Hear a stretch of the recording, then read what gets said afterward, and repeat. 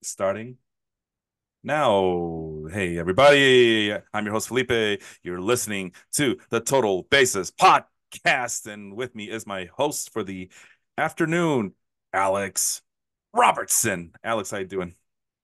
Doing good, Felipe. Real excited to give the part two for this episode and talk about the pitchers today. I'm just really excited to get that going. Yeah, same as well. I struggled a little bit for this one because that I like to do it, with the stats because as much as they have every public major baseball publication has its own rankings.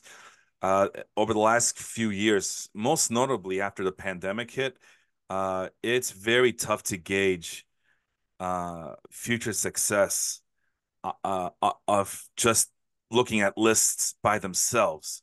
Because the other Mm, component is, are these players who are highly ranked actually performing well? Are they supposed to be doing the things they're supposed to be doing in the minors? And what we're finding out is it's a crapshoot, just like anything, like the NFL draft, the NBA draft, and even mm, the Major League Baseball draft. These players, minor league player rankings are a crapshoot, and it's based off speculation, potential. But I like to think that if a guy dominates Double A and Triple A, they should be able to match some of the hype going into the majors. Because as you mm. know, Alex Majors is a complete beast. Ask Jackson Holiday about that. So, I've been trying my best to look at the minor league stats, but boy oh boy, it's that's becoming a crapshoot. I used to just go in there, find the guy with the best stats, and be able to look at uh, the stats and see maybe some potential growth there from minor league. So I'm just a little bit distracted here. So some guys that have, let me share my. I guess now's the time to share the screen here and just to show the people out there, especially the ones looking at YouTube, what we're talking about here. So when you see it, it's another spreadsheet, of course, and Mm, no fancy colors here. Sean and I were doing this winter of 2020. I'm sorry, postseason 2020, preseason 2021. And we took turns looking at pitching prospects. There's Braylon Marquez, Matt Tabor, and I think the object of this activity was, let's look at players outside of the top 50 or top 100 on any player rankings, minor league player mm. rankings. And then you see the big name Joan Duran, who at age 23 had a 70 graded fastball and was supposed to be called up in 2020. I don't think he got called up in 2020. Did I write any notes about him? Big frame, mid rotation future, improved xFIP, which is the expected field independent pitching, and he had improved that at every stop, but he didn't end up being a mid rotation starter. He ended up being a late inning bullpen guy. The other big name was Matthew Allen of the Mets, who that was Sean's guy because he's a Mets fan, but unfortunately he suffered the was it the Tommy John surgery Mhm. just a couple of seasons ago, and I haven't heard much of his name ever since. And probably the most successful name on this list of anyone is George Kirby of the Seattle Mm. Mariners. That's Sean's guy. And what was his thing? Oh, so he wasn't even ranked in the Fangraphs top 100. And then Oh, Clark wow. Schmidt, my guy, was ranked 111th overall. Mm. So, you know, it's not the fanciest of names, but we do have some names, some big names, including a guy who's 6'10" at the age of 24, Hugh Smith. This is Trevor, I believe his last name is Huth, who is a big minor league baseball guy on Twitter. And if you bump into him on the more popular fantasy baseball podcast, you will bump into him. So we did have Trevor on this podcast for a cup of coffee, so to speak. And Mm. when we ask him, hey, give us a good pitching name that we should look out for, and he goes, yeah, I'll give you a big name, all right. Look out for this guy named Hugh Smith. And I believe Trevor's a Tigers fan. And he wasn't lying, 6'10", 214 pound, but he was a raw player. As you can see, there was no Fangraphs grade given to him. And what I wrote about him was that he has a nice changeup, good fastball. He's still learning breaking pitches. And I don't think I've Mm. ever heard of Hugh Smith ever again. And Yeri Rodriguez of the Texas Rangers was the other guy. He was in the top 100. So fast forward to 2021 end season, and this was a very controversial episode because I literally was just looking at who was the leading leader in a trip in all of AAA in terms of and it's as of August 23rd, 2021, minimum 50 innings pitch, who was among the league leaders in field independent pitching in AAA. So there's my list. Aaron Ashby, Raver San Martin, who eventually became a Reds bullpen guy. You know, Aaron Ashby of the Brewers. He's in and out of the injured Mm-hmm. list. Jackson Cowher, former first round pick for the Royals. Joe Ryan. Joe Ryan. Joe Ryan. You guys know how much I love Joe Ryan, and this is where it started. 25-year-old out of AAA, had some decent stuff. Here's what I wrote about him: fantastic control, racks up the strikeouts.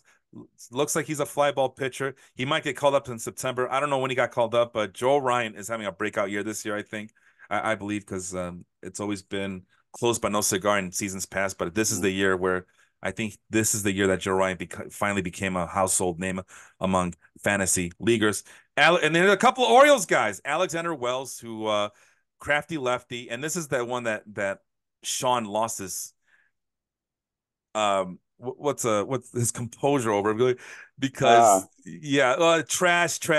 He's a nobody. He's nothing because it's ironic because Sean loves crafty guys, but apparently maybe not for so much from his starting pitchers. And last I checked, Alexander Wells got released by the Orioles, or yeah, yeah, he was it the did. Brewers? I think it was the Uh, I know he's not. He definitely wasn't with us heading into the season, but I can't remember what team he was with after that. And well, Mhm. unfortunately, he has not. Yeah, I guess he got released in 2022. Yeah, he got called up to the majors in 2021. Okay, so he did get called up. Uh, Mhm. did some spot start duty for the Orioles. It looks like. Well, at least he started 8 games and pitched in 11. So he might have been a regular on the rotation. Pitched 2 games for the Orioles in 2022. And what else did he do? And he was never heard from ever again. I guess the Orioles may have designated him for assignment, and the and Alexander Wells decided that he was just going to become a free agent, and that's it. The it's all the there's he was on well maybe not designated for assignment because he still had two minor league he had two minor league options left. It looked like, but as of right now, Fangraphs has him listed as a free agent. Mhm. So, he found some success in the minors as a crafty lefty starting pitcher, but was not able to land another job in the majors. And this is why velocity is king. And 'Cause that's he yeah, go ahead. and he wasn't even that bad Right. with the Orioles. I think it was more so just that there wasn't a spot for him, and what says on Fangraphs, like it looks like he just decided to go free agent route, and he just hasn't gotten anything since then. But he wasn't bad by any means, which is kind of weird because you would think that anyone that would take the route that he's been in would be like, oh well, there's not that good, like they're trash or whatever. But he actually was pretty decent. All right. Well, when in doubt, go to Wikipedia, right? Wells began the 2022 season with Baltimore and was optioned to Norfolk on April 17th. By May 1st, it was announced that Wells would miss 8 to 12 weeks after suffering a grade 1 UCL strain. Wells was activated from the injured list on September 16th, so there's your 8 to 12 week span. And he was subsequently removed from the 40-man roster and sent outright to AAA Norfolk. He elected free agency following the season on November 10th. On April 17, 2023, Wells signed with the East Belmont Saints Baseball Club of the Geelong Baseball Association for the 2023 season, and the trail goes cold after that. His twin Lachlan Wells pitched in the Minnesota Twins organization, so very talented family. But he kind of looks like you with the thick glasses. Just take a look when you get a chance. Just take a look when you get a chance, man. You'll I see what know. I mean. I already know, man. I already know. Okay. I already know. Oh man, Oh man. that's funny. But yeah, I don't see anything else about our guy here, which is unfortunate because, like I said, we there was it looked like he had some. It looks like he might have had some promise, slight promise, however slight, that there was room for a guy Mhm. like him, left-handed pitcher, but he was more on the crafty side of things. And this is why velocity is king in Major League Baseball, because that's what every team is looking for. Like this guy could have probably helped some team. I mean, he's not gonna yield a lot of strikeouts, but he knows how to pitch. Yeah, I mean, he could have been, like I'd say probably at least like a middle relief guy for any random team in the Yeah. league and would have probably done something. Yeah, but that's not what teams want. They don't want that. They don't want to take any chances. So, but a bigger name, Kyle Bradish, he ended up being kind of successful, right? You heard of him, right? No, no, he wasn't on my fantasy team until it was announced the other day that he was having Tommy John. Yeah, he's out for the year, but he had a good Yeah, stretch. He at one point arguably was the Orioles' ace, just because they didn't have anyone else, and yeah, Bradish stepped up yeah. to take that role. I wrote that he has a decent strikeout rate, terrible control, ERA over 5, but he has a 3.72 FIP during that time in 2021. I guess it was August of 2021. Sean Mhm. decided to go a different route for this activity and went with double A pitchers that might be intriguing as the season wore on in 2021. Graham Ashcraft being the big name, Peyton Battenfield, who is still in the minors last I checked, Caleb Killian, who has fallen out of grace as a Cubs prospect. It seems like Michael Plasmeyer, who I hear his name every once in a while. This caused a lot of confusion. Which Logan Allen are you talking about? The Logan Allen from the Cleveland Guardians or the Logan Allen from the Cleveland Guardians? And turned out it ended up being the Logan Allen from the Cleveland Guardians, who Are goes by the they? name. Who goes? Go ahead. I was weren't they both lefties too, Yeah, I or believe was it? so. Yeah. I believe they were both lefties. I didn't put it down here, but Logan. So yeah, he meant Logan Allen Taylor. No, Logan Taylor Allen. Sorry, see, I get the names mixed up. Logan Taylor Allen. That's what he meant. Jose Buto and Dre Jameson. And outside of Logan Taylor Allen, uh, I can almost argue that these guys all struck out. So even when taking the speculative approach to this, it was Mhm. still kind of murky at best. It was still a crapshoot. But I like to say that I quote unquote won out because I have Aaron Ashby, Joe Ryan, and Kyle Bradish, and Mhm. all Sean had was Logan Allen. So no boo boo. So, but I mean, it wasn't a competition, so to speak. But I remember that he was not Yeah, happy yeah. with some of the names, and like, well, okay, your way didn't work out either. Like you were no better at predicting who was gonna be, if you were gonna look at the long term as pitchers who you need to look at because they might help you as the you know in the future for fantasy baseball purposes. I mean, Mhm. who here would have helped in that regard, right? So then we take a more, I don't know, 2022. Hayden Wisniewski. I remember that he had a big stink about the Yankees trading Hayden Wisniewski for Frankie Montas. Well, who are the Yankees going to count out Mhm. for their playoff roster, for their playoff push? And like, well, it wasn't going to be Hayden Wisniewski. So, and turns out Hayden Wisniewski can't help any team.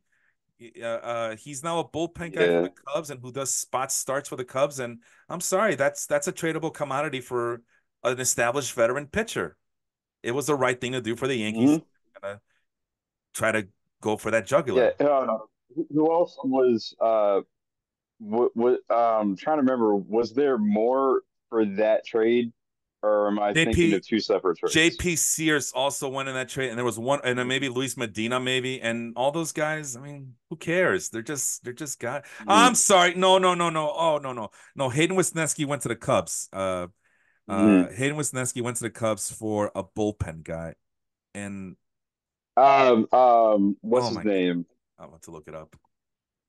Shoot. It's at the tip of my Efros, Scott Efros. Yeah, yeah, yeah. Scott Effers. and Sears went to Oakland for Montas, And I think right? Luis Medina, and I believe Luis Medina was also involved in that trade. But the fact of the matter is, they Mm. got rid of the Yankees got rid of some of their prospects that they didn't believe in the long term for Mm. established pitchers, and they're not hurting. They're not hurting either way. The Yankees are. They're not hurting. They're in first place right Yeah, now. yeah, So anyway, Thomas Chapuki, another guy who's a late blooming, last ditch effort AAA guy that Sean picked. Daniel Espino out with another shoulder injury or some other long term injury. I mm. think it's a shoulder. Brian Bello, he had a decent run in was it 2022 or 23. I remember he helped me win a championship, so I'll always have a soft spot for Mm. him. But last I Yeah, checked, yeah, he's struggling this year. Ty Madden, who I've been keeping an eye on, we saw him the other week or so. He's still struggling. And another Mets guy, Calvin yeah. Ziegler, who I have no idea what he's up to nowadays. I can look it up, but that we're not doing that type of show. And then we did a couple of shows because I see that there's two sets of names. So I went with Max Meyer, Grayson Rodriguez, Reese Olson, Taj Bradley, Andrew Abbott, and some 19-year-old named Alejandro Hidalgo from the Angels. So it's a who's who um, of But list of those players. Go first ahead. couple names the first couple names were pretty good. I know Max Meyer this year is more on the like he's been injured a little bit. Uh, Rodriguez obviously outside of yesterday and one of the Angels games earlier this year has actually been doing pretty solid. What was the name after that? Grayson Rodriguez, Yeah, Reese the name Olson, after him. Reese Olson, Uh, yeah, I Taj mean, Bradley. yeah, those names are pretty decent. I can't remember if we was it us or it might have been in some other conversation that Taj Bradley's mainly just your strikeout guy, and if he can get a couple other good innings out of him, then you'll be fine. Let's see. What did I write about? Oh, That, I didn't write anything for Taj Bradley. Go ahead. Oh, wait, I did. Wait, I did. that, Let me see what I wrote. Sorry about that. Come on, cooperate. Here we you're go. good. Fifth round, 150th overall pick, draftee, steady strikeout guy with improved control, and he's finally looking like he's this season in 2024. It looks like he finally has a substantial role with the Rays at the moment Mm. for But now. yeah, the only concern that I have right now is his ERA is still fairly high, and I think that's why My team is struggling. earlier in the year I tried to look at his numbers and think, could I put him on my fantasy team? And then I was like, probably not. All righty. Then Sean, on the what date is this? This must be the August of 2022 show. Yeah, August 26th, 2022. So we did one in May, we did one in August. Ken Waldachuk. So he was Hmm. involved. So that Frankie Montas trade to the Yankees included also Lou Trevino going to the Oh Yankees, yeah, yeah. and the Athletics Ken received Waldichuk. J.P. Sears, Ken Waldachuk, Luis Medina. So a trio of pitchers. And that's what Sean, I remember in this episode, he lost his gasket, because how can the Yankees trade all these minor league pitching prospects? They're all good. And they just basically threw away their chances. Like, and I'm thinking, they're not going to help. They're not going to help the Yankees this year. They're just, who cares? You got two established. I'm not a fan of Lou Trevino, but they clearly had a need to fill, and they got Trevino, who had previous success, and Frankie Montes. I Yeah. had him as a dark horse, a deep dark horse, Cy Young candidate in 2022 off season. That's the price Mm. you pay. That's the price you pay for a guy like an established starting pitcher like Frankie Montes. And like, no, this is a bad trade. Where are they going to get their pitching prospects? Like, and I told him, who cares? The prospects that they wanted to keep, they stayed on the team. Anthony Volpe, Peraza, Mm. Was it Oswald Peraza, Osvaldo Cabrera, something like that. It's Cabrera and Peraza, Yeah. right? So those guys. And they were like looking to keep more of their hitting prospects Yeah, than Jason Dominguez is another name. Go ahead. anything. Yeah.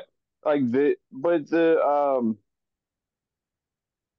seems like a lot of times within the past few years, the Yankees have been more willing to keep their hitting prospects and then either go free agent or trade route for pitching, and that seems like that's kind of been their like MO the last few years, and it might be the same at the deadline for this year if they do make any kind of big name trades. They might go that route again. Who knows? So the rest of the list, Brandon Pfaadt, Hunter Brown, Cade Cavalli, Gavin Stone, Kyle Harrison. It's a mix of him and us, him and me. Hey, Kyle Harrison, Yuri Perez, and Bobby Miller, just mixing match there. Some of them are my guys, some of them are his guys. Either way, there's a lot of crossover because I Those are ended up some good names. Hunter Brown ends up on a couple of my teams this year. Cade Cavalli, I picked up and then almost immediately gets called up, and then he's injured after one start in Major League Mm-hmm. Baseball. Gavin Stone is still a work in process. That's Sean's guy. Kyle Harrison, still, well, now it's put up or shut up time for him. But his issue was walks in the minors. Yuri Perez out, and that's my guy. So 19-year-old Marlin, that's going to be a theme for this program if we get to it. And Bobby Miller for the Yeah, Dodgers, who's up yeah. and down. Last I checked, I don't trust him this season. But I don't know. It seems like people are happy with him. But I don't know. I haven't been paying attention because I don't care about Bobby Miller this year. Maybe next year. But Mm-hmm. the point was that it's those are some big names in terms of prospect world, but those are big names who, for the better part, as you'll see in these two columns right here, are performing well. They're not like, well, they got a high FIP and a high whip, but it's okay because they're developing, so it doesn't matter. But in this case, Mm-hmm. these are some of these guys on the that we see, like the Yuri Prezes, Gavin Stones, and those guys, Brandon Pfaadt, Hunter Brown, all those guys. They're not just big name prospects, but they're also performing well in their respective leagues. So Mm-hmm. we feel like, okay, we're getting somewhere. We're getting somewhere. And as you see, hindsight's 2020, but it's a mixed bag of success here. Some guys are doing well, others are still a work in progress, and some other guys are just they cannot stay healthy for to save their lives. 2023, Mm-hmm. what did that oh God. 2023, what the no, that's the last episode you and I did. Here we go. 2023. I think we were only able to do the one pitching minor league pitching show. Do I have a date for this? I do, if my computer would cooperate, and it is for May 21st, 2022. What? No, I think I meant 2023. That doesn't sound right. No. So sorry about that. It should be 2023. That doesn't The make any math sense. ain't mathing. I'm sorry, what? Oh, I said, yeah. the math ain't mathing. Yeah, right. All right, let's go back here. So again, pick two pitchers and pick two pitchers. And I went with the two AAA pitchers. Sean once again seeing if he could do long-term speculation on the AA pitchers. The big name here is Brian Wu for him and Quinn Priester, DL Hall for Mm-hmm. me, and his last guy, Patrick Monteverde. And again, it's a mixed bag. Yeah, these are top 100 prospects, so to speak, Priester and DL Hall highly ranked within their teams. Brian Wu Mm-hmm. was kind of a late bloomer, but he finally scratched and claw his way into the majors for the Mariners. Yeah. But again, it's like a mixed bag. And then we kind of stopped doing that for a while. So we're back at it. Finally, we get to uh, 2024 and have the names blocked out. I'm going to set a timer for about maybe 30 minutes or so, see how much we can get done here. As people have been saying, yeah, love the content, but I don't know, man. It's a lot to ask for 2 hour episodes. Our episode, Go ahead. yeah, our episode 2 weeks ago was 2.5 hours, and then we still talked for like another hour after that. Yeah, yeah. Same thing with Angels. So we'll try to get as fast as possible. But hey, you know what? I'm about to go on break anyway, so it might be worth it to go long because you might not hear from me until mid-July. And then July is just gonna be super busy for Hmm. me. So, you know, get the free information about baseball as much as you can. Yeah. So we start with Joe Rock. He's currently with the Rays. That's my pick. And for this one, I wanted to look at minor leaguers below the age of 23. And then I tried getting some older guys like I did for the hitters there, Alex. guys who were between the ages of Yeah. 24 and maybe 29 years old. It's a dump, man. It's a dumpster fire. I'd look for AAA uh starting pitchers to see, hey, maybe we can look for spot starts in the future. We can get some guys who can be helpful. I mean, they have the Mm. experience, so therefore we should see a lot of good quality names and arms. Nope. Nowhere to be found. It is pitching is Yeah. just it's the weirdest Yeah. thing. This is the weirdest thing. And Angel and I talked about this last week about the state of Major League Baseball, especially with the new rule changes. Hitting sucks, pitching is inconsistent yet dominant, if that makes any sense. But we can't find any pitchers. It's hard to find pitchers off waivers, especially of the starting pitcher variety. It's hard to find them in the Mm. minors. Even the top name prospects are all struggling, as we're going to see with some of your guys. So anyway, Joe Rock, Yeah. 6'6" lefty, 200-pounder, 15th ranked overall for the Rays. Although this should be in red. Sorry about that, because this is from the old prospect report. So maybe he was with the Rockies at that point. But mid fastball, decent slider, changeup might be his best pitch, but command is still a work in progress. Doing pretty well right now in the Mm. minors at AAA. And I wrote a lot about him because I wasn't sure if I wanted to share this guy or not, but I went ahead and did it anyway. Not much of a strikeout guy, has good control, but is he a junk ball pitcher? Ground ball percentage has decreased over the years. Induces plenty of swings, has been limiting contact in the minors so far. Is this a result of being part of the Rays now? Or is he just surviving? And I misspelled surviving there. Sorry about that, folks. Is he just surviving on guile and craft against inexperienced hitters at AAA? And then I realized, like, that name Mm. does sound familiar. Where have I seen that name before? And it turns out, when in the off season, I do a massive project where I look at every minor league uh, player that's worth noting and that's worth adding on my big Mm. list. And it's a very so it's going to be missing a lot of big name prospects because I'm only looking at AAA guys, and they have to be at a certain age and they have to be at a certain level, and it's very rare that I put in like the like it's very rare that Jackson Holiday would make it because I'm not looking because those guys are given names. Mm. So Mm. basically, I'm looking how far along do these players have before they can make an impact on their major league roster? Because I'm looking for immediate impact from their minor league players. And that's why there's a lot of big names missing because I'm looking for almost immediate impact on major league rosters. And oh, and by the way, every single team has to be represented. So it's like all-star game rules, right? Every team has, so I have to pick Rocky Mm. prospects, even though it's probably the worst idea ever because the Rockies suck. Joe Rock at the age of So it's kind of like, 23 was my Rockies representative. And at mm. that point, he was the 15th best prospect for that team. He was supposed to be called up by now, but he hasn't. And like I said, he was the lone guy, and he had a horrible season last year with a 4.02 minor league FIP.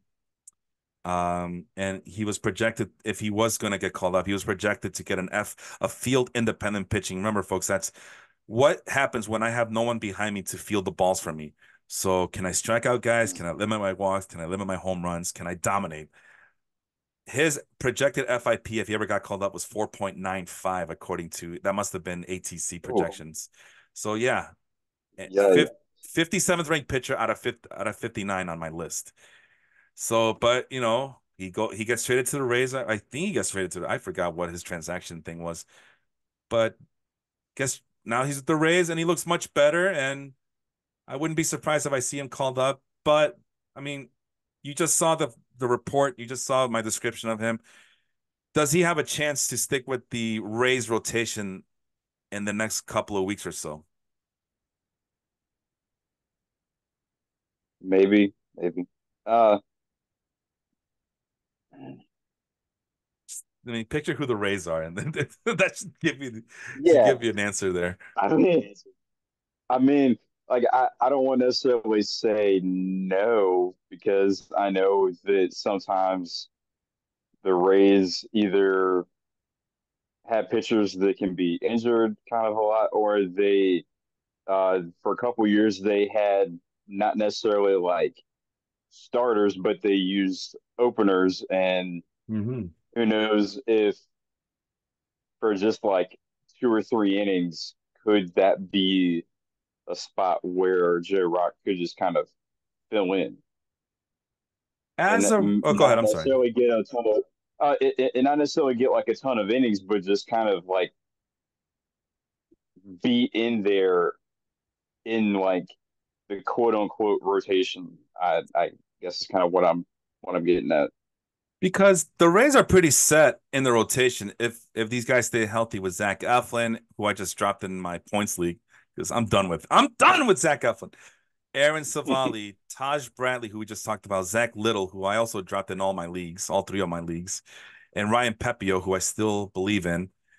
So you might see him as a bullpen guy, but Rays bullpen looks pretty damn good as of right now with some big names there. Mhm. But the Rays are also in last, not in last place anymore, but they're fighting off the Blue Jays for last place in the AL East. So it doesn't look very promising. They have no offense to speak of. Randy Arozarena's, yeah, can you tell that Angel was here recently? Angel Angel Mhm. Morales, the big Rays fan that we have in our circle here.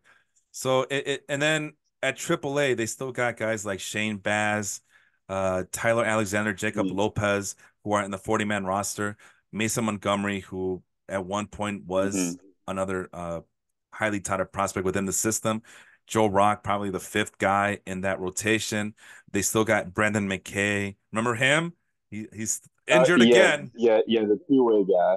Yeah. Yeah, well, he's injured again. So but yeah, he's always lurking. So it's a deep, deep roster, but it looks like Joe Ryan has uh turned things around for himself. So it's a good story.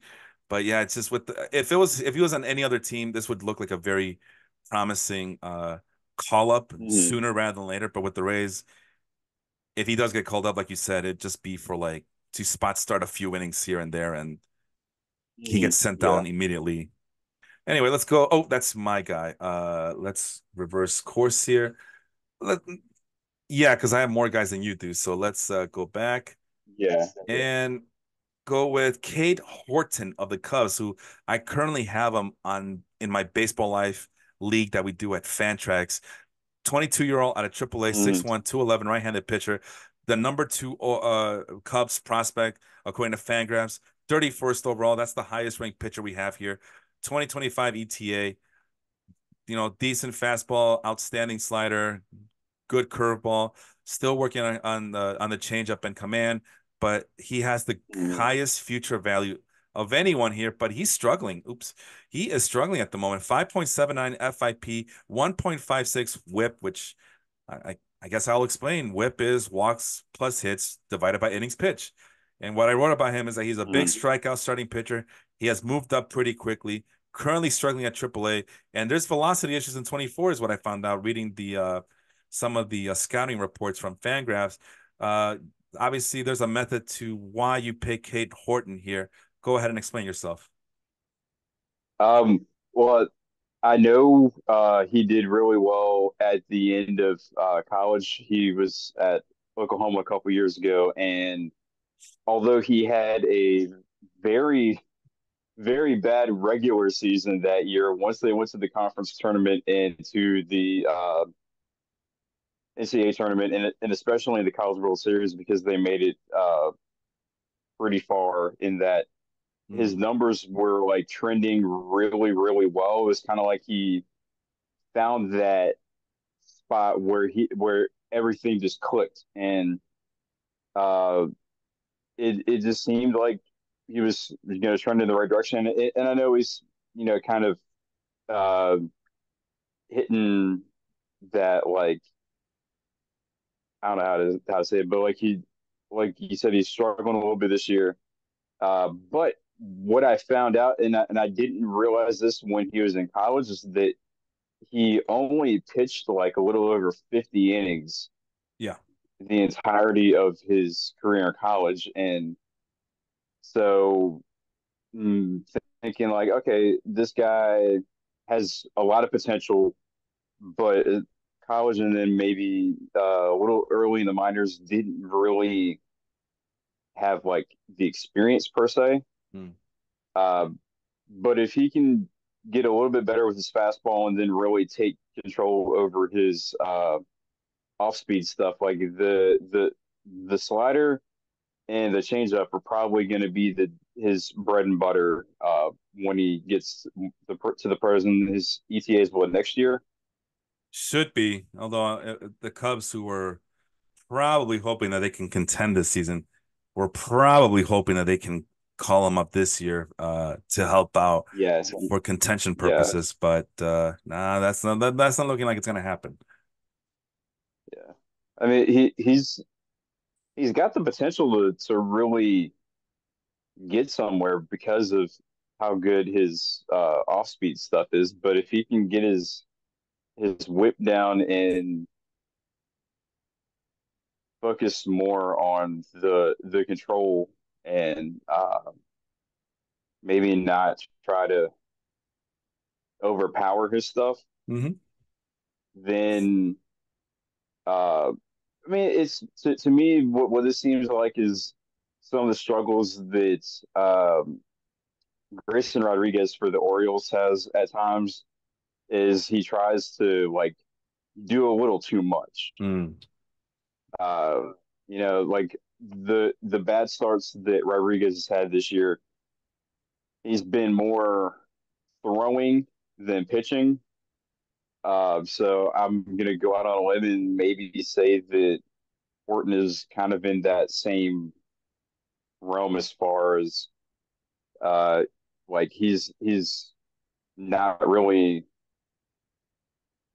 like hitting his spots and uh taking more control over that. Maybe it's just that he's trying too hard, and this season is really giving him some problems as far as that's concerned. But the method was guys got a lot of potential, and Yeah. up until this season, really showed that he was getting somewhere.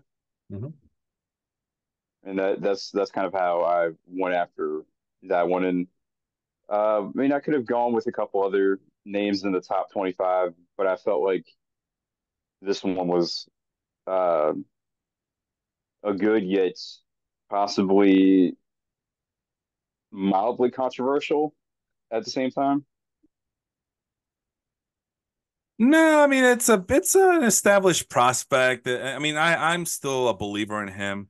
I'm just disappointed that it has not translated into production in the minors. Although, Mm, yeah, I'm trying to do better with reminding myself that it's not the end of the world because more than likely they're doing different things in the minors that have nothing to do mm, with production, and maybe there's also maybe some experimentation um mm, process being involved there.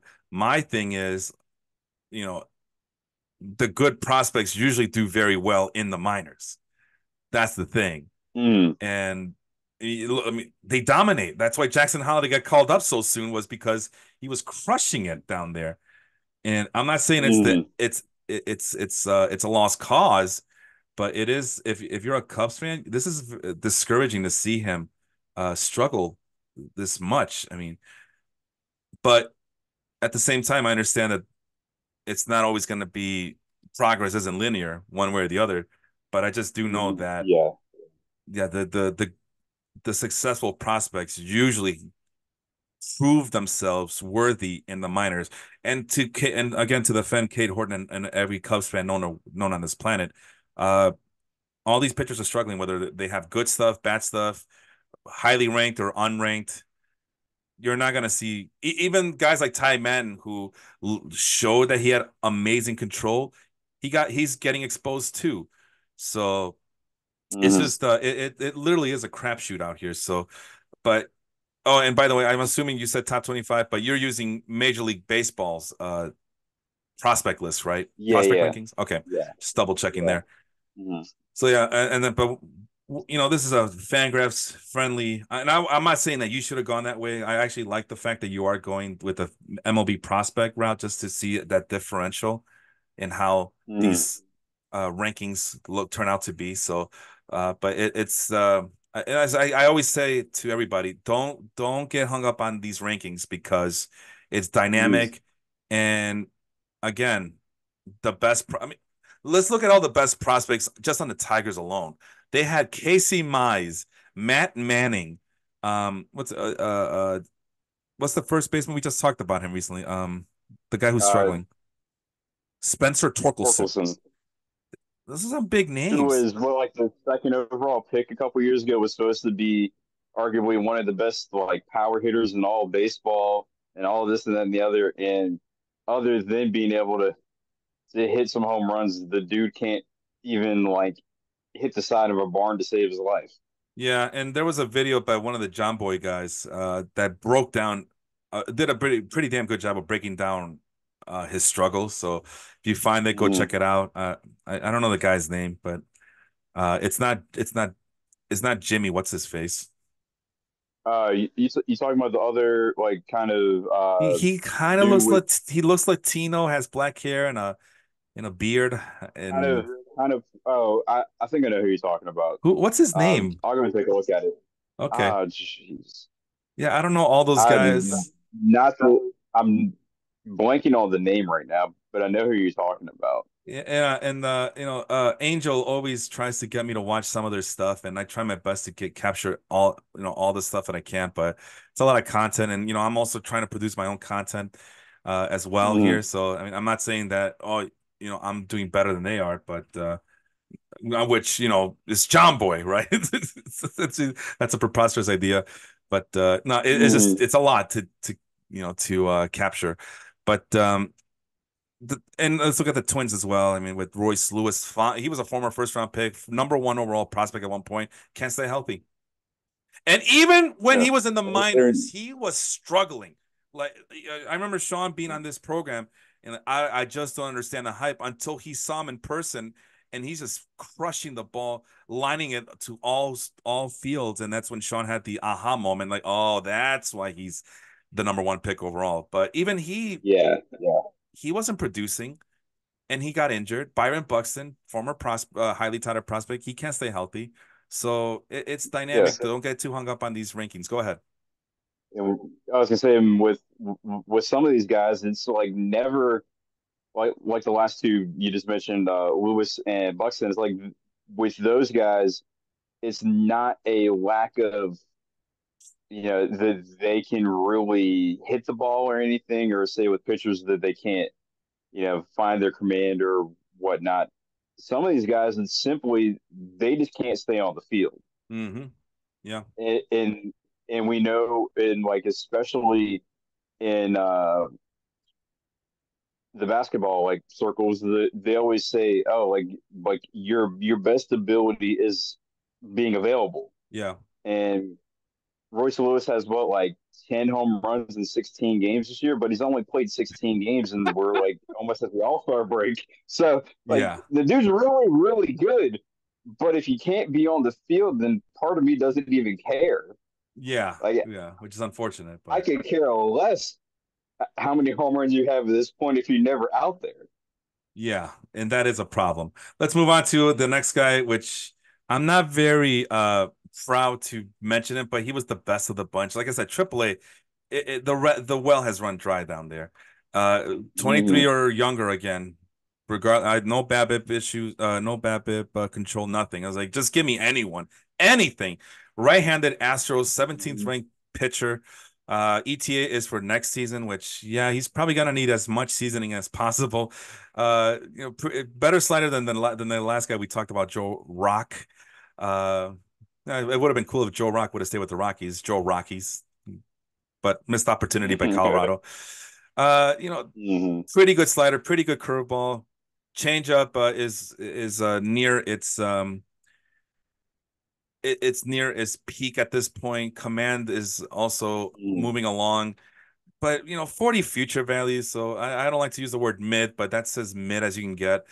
409 FIP, 144 whip. So this guy isn't doing much of anything, but trust me, folks, compared to everybody else who I saw on that list, that's pretty darn good, and it's not saying much. Mm-hmm. Here's what I wrote about him. At worst, he's a Major League Baseball back end starting pitcher, has command issues. Either the high strikeouts come with high walks, or low strikeouts, or the low walks come with low strikeouts. So there's no consistency there. Mm. But to his credit, he is converting from a relief pitcher, so he's trying his best to be uh, a rotation guy. But this Probably is go ahead. that was probably like an innings issue going from being a 1 to 2 inning guy to a 5 plus. Maybe it's a durability thing. Who knows? I mean, it's hard to tell, right? Because we're not there. We're just not there with those guys. We're not there in the minors. We're not watching Hmm. games. Some of those games aren't even available to us. We can only speculate with the information we have in front Hmm. of us, right? And Yeah. as of right now, AJ Blue Ball, uh, is the best of the bunch from a weak AAA crop of pitchers. Other than Hmm. that,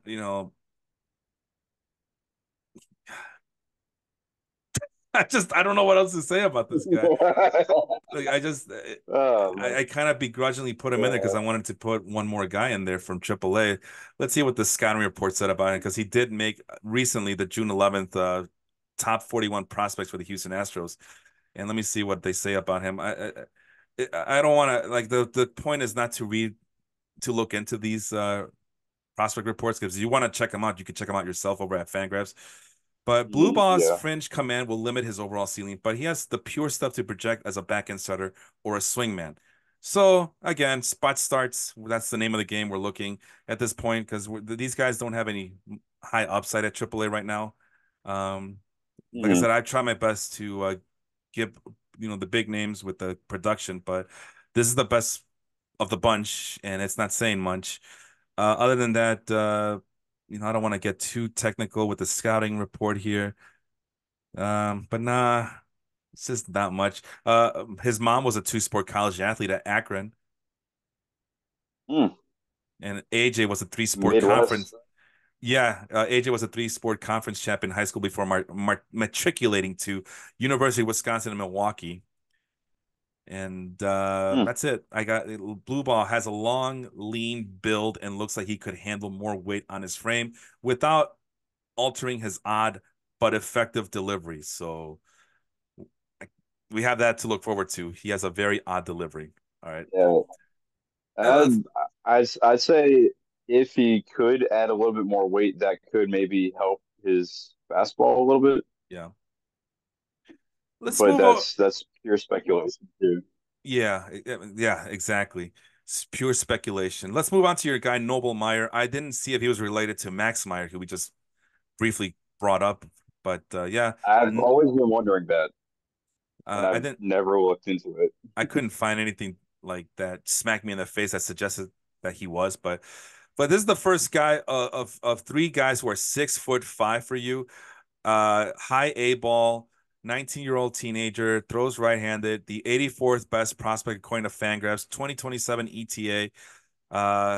Decent fastball, really good slider. No curveball as of right now, but that may or may not develop in the Mhm. future. Very good changeup. Command is still a work in progress, but he's a 50 future value. But he is struggling in the minors right now. 461 FIP, but a very minuscule 0.86 whip. What I wrote about him was that Hmm. it has high strikeouts, but it comes with high amounts of walks. So that must mean that he's not giving up a lot of hits. Like it's a Kerry Wood Yes. thing. Oh.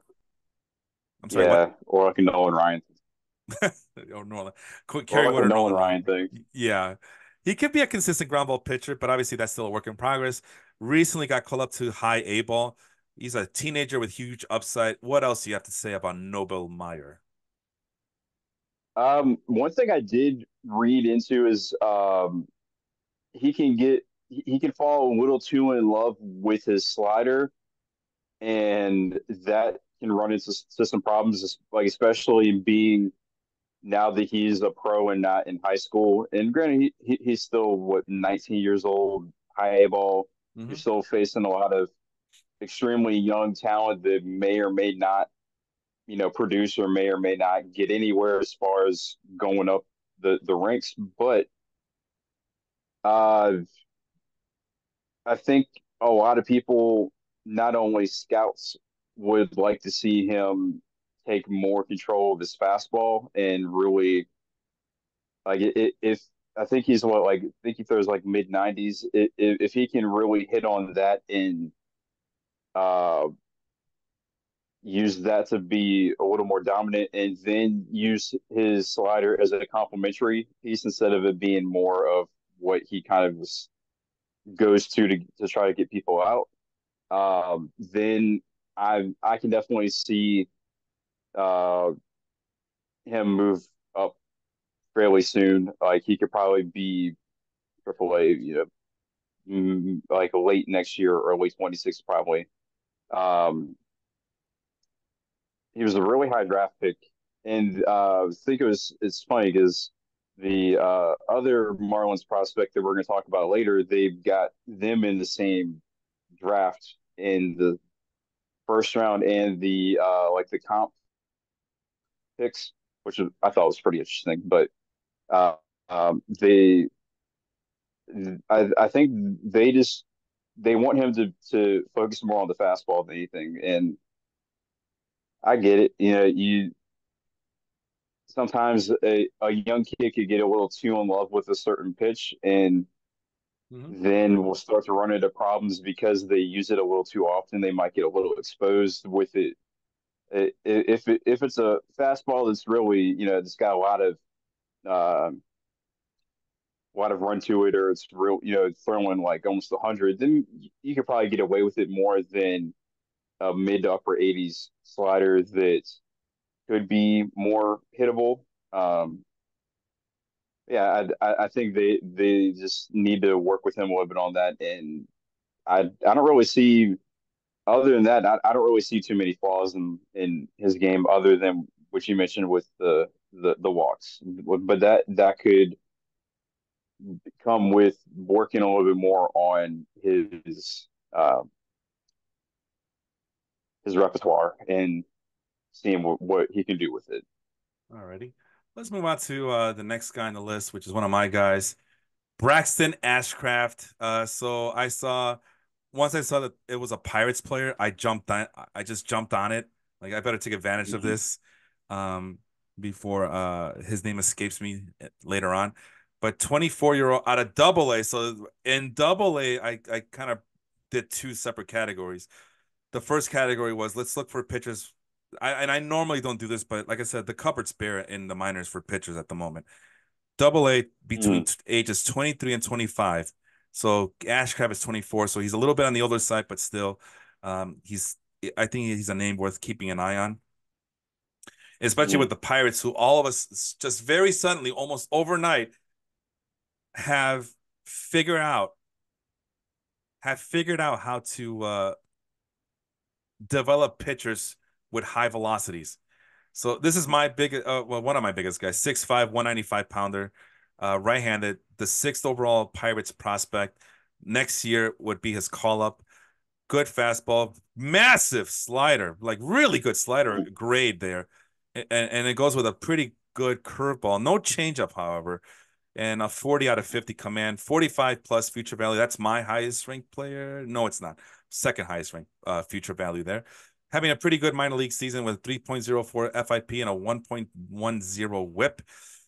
He missed Mhm. 2022 due to Tommy John surgery. He just got called up to AAA. Uh, Strikeout percentage and control are very impressive, especially after surgery. He has a killer slider Mhm. that clocks in at 88 miles per hour, but there is a durability issue there with Braxton Ashcraft, and the 88 mile per hour fastball is pretty important. As I talked about this with Angel, is guys like Eno Saris of the Athletics, and formerly of Fangraphs, and he might have been in Baseball Prospectus too.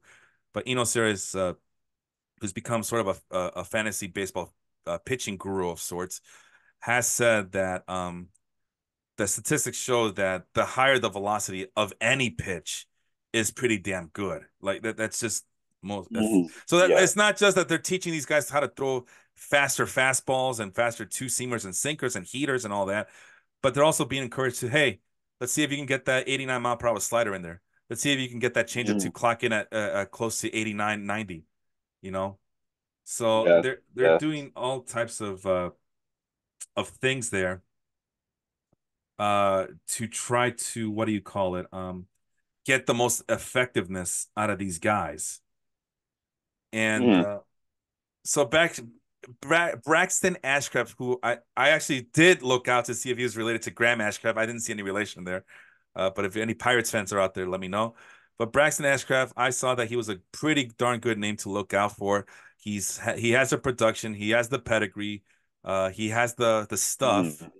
Mhm. Like he's a little bit on the older side, so he's probably gonna need to, prove that he can stick in AAA and eventually make it to the majors. But the Pirates may be right now in contention of sorts. Where are they? No, 36 and 39 in a weak division. But their But pit. Go ahead. there's a lot of I was gonna say there's a lot of teams that in the wild card hunt in the NL that are roughly at 500, so they technically are in contention though. Okay. So it might mean that he could eventually later this season or next or beginning of next year try to fit into that rotation with Skeens and Jones and Keller. So I guess we'll see if the Pirates can stick it out beyond the break and if they can keep going.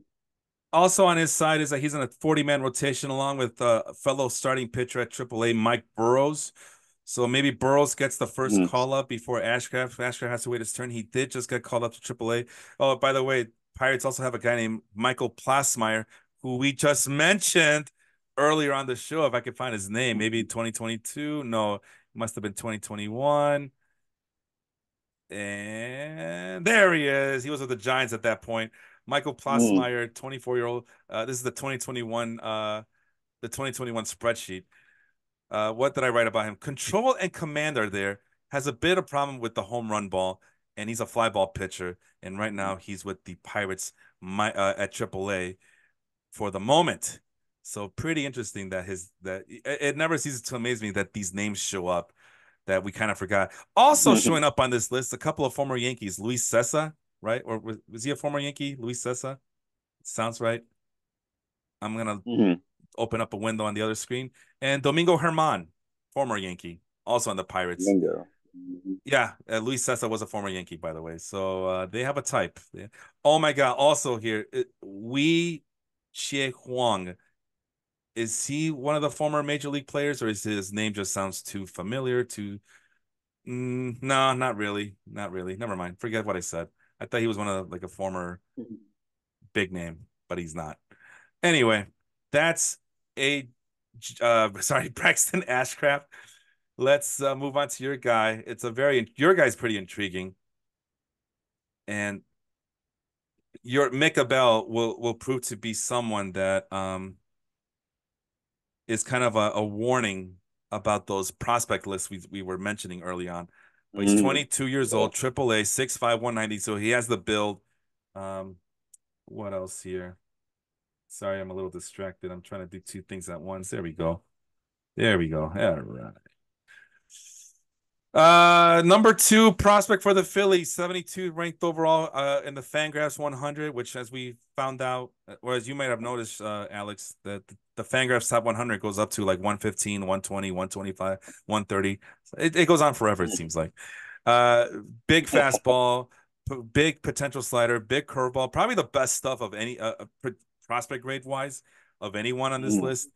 Changeup is not where it needs to be, but it has a high ceiling. The command is very underwhelming, however, but still a 50 future value. But boy, the future can't get here fast enough. 6.75 FIP, 1.86 whip. That's the highest. These two numbers are the Mhm. highest of anyone Yeah. on this list. But Mikavel was at one point a huge, huge prospect from the Phillies, along with Andrew Painter. This is what I wrote about him. Great stuff, but has struggled with walks at every minor league stop that he's been at. He's not inducing a lot of swings in 2024. That the swing rates and contact rates are available in certain AAA leagues, so be on the lookout for that. At Fangraphs, He's a Mm-hmm. toolsy pitcher who lacks craft, maybe, is the question I'm asking. And this is always an argument between Sean and I. Like, because his thing was, no, man, you cannot trust these toolsy hitters because they just don't have the skill set to be successful, consistent major league players, right? Mm-hmm. Mm-hmm. So avoid O'Neill Cruz, avoid Ellie De La Cruz, and get some of these higher floored prospects. And for his mentality, Mm-hmm. for Sean, that translates into baseball, Major League Baseball, because those guys, the floor is so high, even though the upside's not there. Sure, the floor might be 13 home runs and 15 stolen bases. Just I'm just throwing numbers out there. But you know what? You Mm-hmm. know what you're getting out of this player, as opposed to Ellie De La Cruz, Yeah. who can hit 40 home runs and 40 stolen bases. The sky's the ceiling is the roof, is what Michael Jordan used to say. But conversely, he might get you like what 17 home runs and well, he'll get you a lot of stolen bases, but he'll come with like a 212 batting average or some crap like that. And that's Yeah. Yeah. the type of player that Sean's trying to avoid. On the opposite Yeah. So the spectrum, comparison would be like a. like a what? I'm sorry. Go ahead. No, go ahead. You I was go. gonna You go. say like the comparison would be like a difference between like a Cruz and then a Joey Ortiz. Like with Ortiz, you know exactly what you're getting, and you don't have to worry about, oh, like is he gonna be up and down, up and down, up and down. You're like, he's a 15-15 guy. Listen, man. Sean loves those guys. Let's look. Let's go back to this list. We're going to the 2021 offseason Major League Baseball hitting prospects, and let's just look at Sean's guy. First of all, Carlos Cortez. That's a homer pick on his part because Mm-hmm. he's a Mets fan. That's a Mets player. 5'7" scrawny guy, maybe a little pudgy at 197. Second baseman, can play Mm-hmm. some left field. Uh, this doesn't look right. I have him as a switch throwing player. That doesn't make any sense. But whatever. But and this is back in the day when Fangraphs kept track of the pitch selection and the back control. But yeah, I mean the guy had pretty good plate approach. Didn't have much Mm-hmm. power, but it was latent. But at that time, he was stealing a lot of bases. This Carlos Cortez guy, limit strikeouts, not much Mm-hmm. pop, still above average in terms of the weighted runs created plus. So it must have been well over 100. But it didn't. Mm-hmm. This Carlos Cortez guy didn't do anything for me. But Sean was singing his praises, and all I kept thinking, like, man, this guy is just a scrawny second baseman. Maybe at best a better real life option than a fantasy option. Well, I haven't heard about Carlos Cortez Mm-hmm. ever since. Last I checked, he might have been with the Royals, but I don't remember. Oh no, Lucius Fox. There's another guy, Royals, 6'1", 180, middle infielder, another scrawny little guy. But Lucius Fox comes with a 60-60 speed, along with a decent hit tool and some good plate approach. Mm-hmm. And again, 25 plus steal potential, has a 10 plus % walk rate, but there's very little pop in the bat. Mm-hmm. Ironically enough, comes Yeah. with a low batting average. And I put down, is he like the Jonathan Villar of the Royals right now? Lucius Fox. And again, never heard from Lucius Oh. Fox ever again. Pavin Smith, you know, corner infielder, corner outfielder, only 6'2". But his claim to fame, very good plate approach. Marvelous. But the guy knows the strike zone better than the umpires, right? Decent hit tool. But again, Mm-hmm. corner outfielder with very little power, relatively speaking. And what I wrote about him, great walk per strikeout ratio, low ISO power. He's working out in the outfield. He's a projected platoon player, but Sean believed in him. Like he loved Pavin Smith. So just to give you an idea as to the type of players that Sean was like into, as you fast forward to Mm-hmm. 2024, uh, Mika Bell would be kind of like the same analogy. That's why I said toolsy pitcher who lacks craft. And unfortunately, it's Yeah. Yeah. harder for me to kind of lump in pitchers in that way. But yeah, there's a stuff versus craft. For hitters, it's uh shoot, what the hell? Athleticism versus skill set, right? That's Yeah. Yeah. that's my Yeah. theory. So for every Lucius Fox, there's an Ellie De La Cruz. The goal is for a player to somehow merge the two together where you end up like a Mike Hmm. Trout. Mike Trout is a good example because when he first started, he was as toolsy as anyone was out there, had no idea about the strike zone, was swinging at everything. Eventually, he became one of the most feared hitters because he finally understood what the strike zone is supposed to look like. He had a marvelous plate approach eventually, and he was Oh able yeah, to, yeah. yeah. So with He pitchers, consistently go, led the league in he was consistently at the top of the league in OBP with yeah, like a 460 or something like that, and I'm like that's pretty ridiculous considering that he was just like the guy that swung at everything in the minors. yeah. So to get back to Micah Bell, because this is about Micah Bell.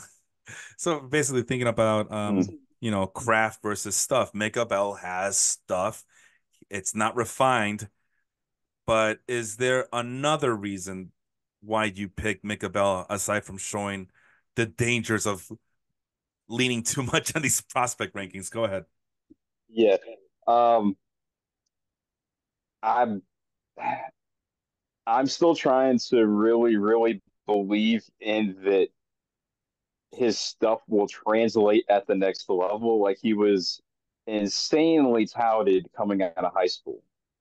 He was Yeah. insanely touted, like he was the guy that you wanted on your list. Um, and I'm a little frustrated that his stuff hasn't translated yet because he's his whip is really high. It's almost to a two. Mm. Um, and that's pretty red flag territory. But we saw that his stuff has a really high grade, and uh, at this point, it's just more of can he actually have control of what he's putting out there? Like, can he hit his spots with his fastball? Like, can he put kind of a like a Greg Maddux approach to a fastball that is significantly faster? Like he's throwing what mid 90s, but can he hit his spots more? Can he um, mix in like a breaking pitch that can get hitters to really swing and miss?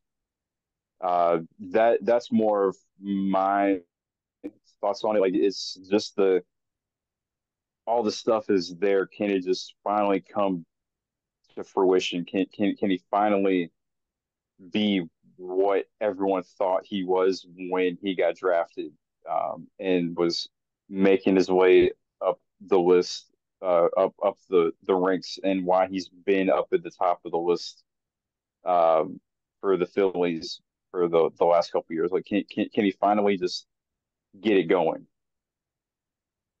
And I know that comes with he could flop as soon as he gets to the majors, and I guess we'll see which end of the spectrum he's on. Is he going to be a guy that finally gets it going and could be like a number two or three guy for the Phillies within the next couple of years, or will he be a guy that just fades out because he Mm. can't get it together? Right. Very interesting. I was because remember the Phillies have time on their hand because they do have a very good rotation. So they're not desperate for a guy like Mm-hmm. Minka Bell to be called up later this year. Because if he does get called up, it'll be to be on their minor and their bullpen. But they do have to make a Mm-hmm. decision about him, whether they can use him as a commodity, as a trade piece commodity in their pursuit of making another deep playoff run. Because they do have the rotation, they do have the batting lineup. Trey Turner just came back, and Yeah, that's only going to make them they need stronger. some relievers. That's They need always some them. relievers though. That's always them. Yeah, They always need relievers. yeah. That's why they lost in Baltimore last Saturday Oh, you because just had to bring the that up, didn't bullpen. you? Oh, I mean, it, I brought it up because it would make sense that if they were going to bring up Micah Bell, that he could slide in as like a long reliever or something. Just kind of getting somewhere might be somebody that could turn that around.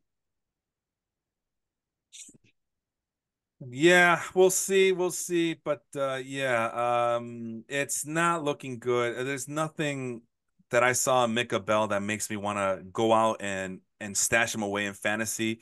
And if I'm a Mm, Phillies fan, I am not happy that he's on the team still. And but we'll see. I mean, he's still a big name, like you mentioned. I mean, it's a still a highly regarded prospect. Lightning stuff, but like you said, he needs to um hone in his inner Greg Maddux. Hell, we'll even take his inner Jamie Moyer at this point. So moving on. yeah, just yeah. Go ahead. I'm sorry. Go ahead. Finish your thought. No. I was just gonna just say a little bit like, yeah, just be more in control of what your stuff is. Yeah. Yeah, we move on. Alrighty then. Hayden Birdsong, which I've been taking some lessons in Duolingo, so I took a little bit of German. And the Giants had a guy named Ryan Vogelsong, right? Vogelsong. Yeah, No, Felipe, it's yes. Vogelsong, not the way the Germans say it. The V's are pronounced like F's, I found out, and you can't tell me otherwise. It's a Vogelsong.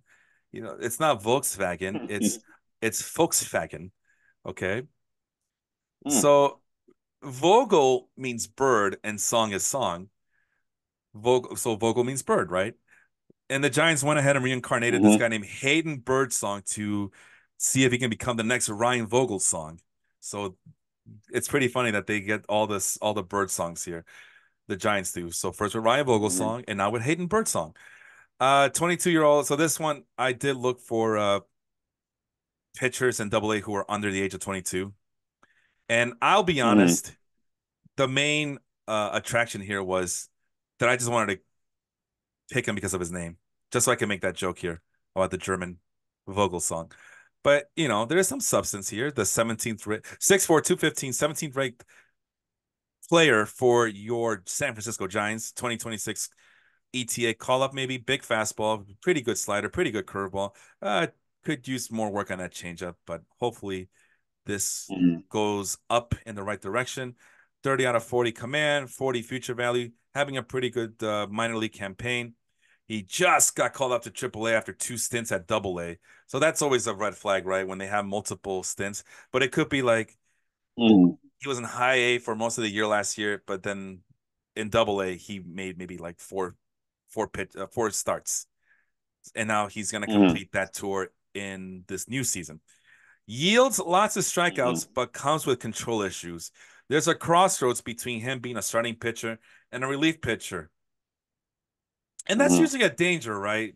Because when I read his scouting report, there was a lot of no, this guy's a future relief pitcher, and you can't tell me otherwise. He has his delivery is too inconsistent. His there's a little bit of a tell on his pitches, and what was the last thing that they said? And he probably would be it would be more beneficial for him to come in the out of the bullpen where he doesn't have to be consistent for a very long time, where he just can pitch for one inning and just burst out and explode on hitters. But obviously, the hmm bigger value is these guys becoming starting pitchers, even if it's on the back end, because as you know, yeah. starting pitcher is there's a there's a starvation going, a famine of starting pitchers, despite the fact that starting pitchers are hmm pitchers are dominating. The volume isn't there, right? So Harvey Birdsong, Yeah. it he kind of again, kind of a joke of a name that I picked up, but still, compared to everybody else on that list, it's I could justify it as well. All those other pitchers come with their own baggage, and there's no guarantee hmm that they're going to hmm be successful either. But and he was just mentioned on one of the podcasts I listened to. I forgot which one, unfortunately, since I listened to so many. But like, hey, you know what? There's a reason why they mentioned him. He did just get called up to AAA, and there is some pedigree, and the prospect grades are there. So it's just a hmm matter of him trying to be consistent enough where he can hone in that athleticism with some craft and become a regular starting pitcher. But it remains to be seen. And as you know, you are an Orioles fan, guys like that, we think about the first name I think about who are described like, well, if he can't make it as a starting pitcher, he's gonna have to be a relief pitcher, and that's DL Hall. So, Yep. and right now, I think the Brewers are trying their Yeah. darndest to keep him in on the rotation, but I honestly have lost track of Was he like DL. fourth or fifth starter? Yeah. Probably, like I said, I Yeah, I lost think track of him. Go ahead. probably the end of the yeah, probably fourth or fifth starter. And that's I was going to mention, regardless of whether or not Birdsong makes it as a starter or a reliever, even though we know that starting pitching is pretty dominant, we also know that there's a lack of like depth beyond the first three starters on several teams. Oh yeah, So there's not enough four and five starters that are actually pretty good or at least above average. So a guy like this, or even what DL Hall that we just mentioned with the Brewers right now, if these guys can find a way to do just enough to like hone in on some of uh, their skill set and really um, prove that that they can hash it out as a starter and be that number 4 or 5 guy. Uh, it could probably do good for not only the player themselves, but for each team and just baseball in general, having more depth and flexibility with uh, good starters because it's there's really good pitching out there, but it's still running kind of thin. yeah. I was gonna mention that DL Hall, they were trying their best to convert him into a starting pitcher, but he did not look good in his 4 starts and is right now currently dealing with a knee injury. He did have some really decent numbers coming out of the bullpen for the Orioles last couple of seasons, and his stuff Mm-hmm. was more his lightning stuff was more apparent as a bullpen guy compared to as a starting Yeah. pitcher. So Harvey Birdsong might end up following the same trajectory. But again, you want to hold out hope for these guys and Mm-hmm. like for all the reasons that you mentioned as well. And at the very least become back end rotation guys, especially for a team like the Giants with that massive ballpark. I still believe in that effect. We've seen plenty of big Mm-hmm. of starting pitching names that have come into the Giants roster and have resurrected their career, so to speak, like Carlos Rodon, Kevin Gossman. Those are the two Mm-hmm. big names that come to mind. Definitely. Obviously, it doesn't work for everybody, clearly, otherwise they would always dominate. But yeah, I want to Yeah. see what Hayden Birdsong can do in a big ballpark like San Francisco. All right, we're almost done. Mhm. Got 2 more players to go. We got another Marlins player, Thomas White. This is another 19-year-old teenager that Alex picked. I'm just gonna start calling you Alex Giggity, Giggity Giddy. How do you like that trade, right? With the Bulls and the Thunder. Uh, Oh, what was it? Alex yeah, A Caruso, minor. A minor, A plus, well, high A minor, high A Oh. minor. Um, but yeah, Alex Caruso got traded to the Oklahoma City Thunder, and the Thunder are looking to give him a long-term deal. And Yeah. the Bulls, my Chicago Bulls are getting back Josh Giddey, who I've always liked until this season for obvious reasons. But yeah, Giddey can't shoot the ball, probably a liability on defense, can be a potential Hmm. playmaker. But basically, they got the Lonzo Ball of Australia, but without the defense. So Hmm. that's do you share that sentiment, or am I being too critical of Josh Giddey? Yeah, yeah. I mean, we know he can't really. I feel like he would be able to score better, like in more volume and more consistency, if he was playing off the ball. Yeah. But being the point guard and he's being more of a facilitator, there's not too much upside on his scoring ability. And yeah, he's got some issues playing defense too. So All yeah, right. I agree with that. So let's go back to baseball. Go follow us at Basketball Life, the Facebook group over there, uh, to keep the basketball chatter going. But in the meantime, let's go back to baseball. 6'5", 210. One of 3 left-handed pitchers that have been listed here. The number 4 prospect for the Marlins. 2027 ETA. Again, he's a young guy. Big fastball, big slider, no curveball to speak of. Changeup is still a work in progress, along with his command. 45 plus, and having a really good minor league campaign so far, but it's still high A, Mm-hmm. which every pitcher seems to be really good. It's just a matter of, you know, trying to differentiate between all those guys. And it could be, and maybe the reason why the AAA pitchers are struggling is because AAA, maybe these AAA leagues are more friendly, more hitter friendly. I don't know. I don't know. Impressive strikeouts, Yeah. impressive strikeout numbers, improving walk per nine for Thomas White of the Marlins. Some command issues, which we just saw. It's a work in progress. His grade is. He has proven to be a consistent ground ball pitcher so far in his young career. Do we have a future frontline starter here? As the Fangraphs scouting report really loved the kid. They were singing his praises, and Oh yeah, the yeah. arrow is up. Uh, It's a can't miss um, prospect. Go ahead, take it away. uh, MLB.com was really high on him too, and they've actually mentioned that um, he was probably the better of the two between him and Meyer with that draft class.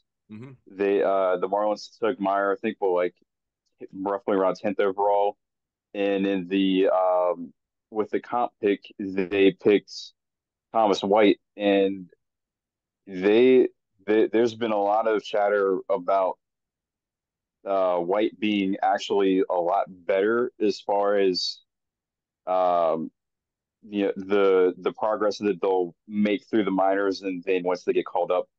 Um, yeah, he also seems to be a bit more of the consistent guy of the two. Both of them are pretty tall Yeah. and have the frame to really um, have the lightning stuff, and I think both have enough upside to really be at the top of the rotation when they do make it. But I'm more of a believer that Thomas White will be the better of the two. Um, Mm. he needs to be a little bit more on what was I gonna say? He needs to have a little more consistency with his command, but everything else looks like he's pretty set to continue to move up to go to double A, triple A, make it um, probably within. I don't know if they need to hold him out until 2027 though to get a call up, but Yeah, that might we'll be see. what do you call it? That might be a little bit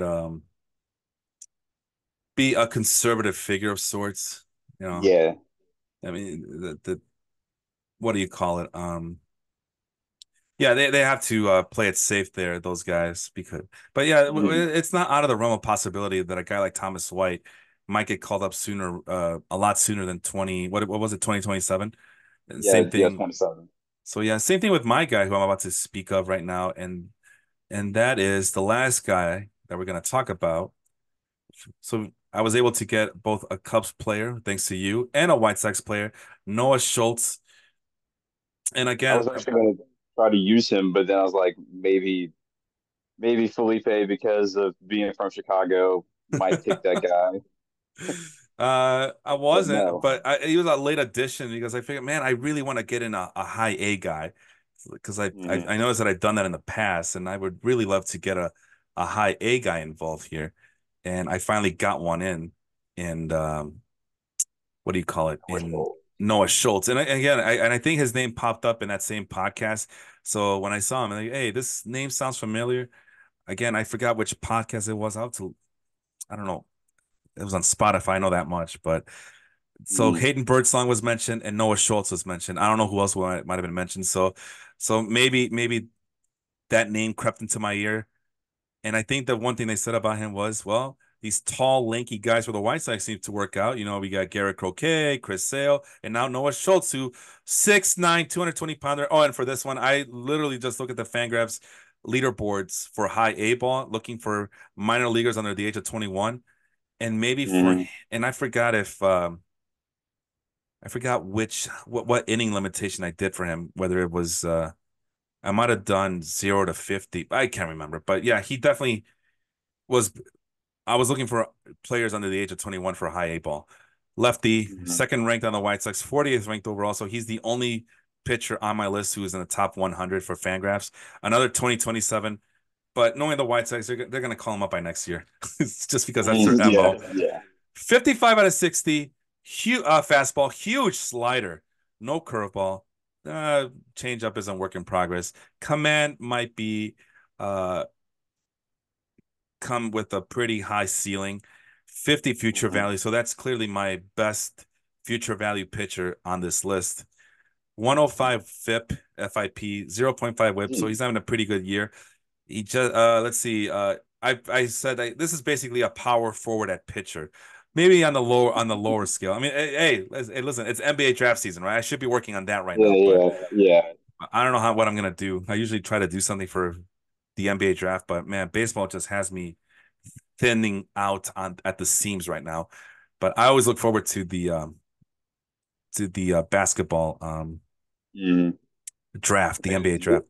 this draft class for basketball was really thin. Oh, I'm not impressed, not at it's all. doo doo. Yeah, I don't like it, but this might be the one where I could just take a back seat and just enjoy the show. But no, Yeah. I agree. I took a look at some of the prospects, like I tend to do this Outside time of of year. the lottery is like, geez, these guys are actually kind of crap. Hell, even within the top five picks, I'm like, man, these players sucked.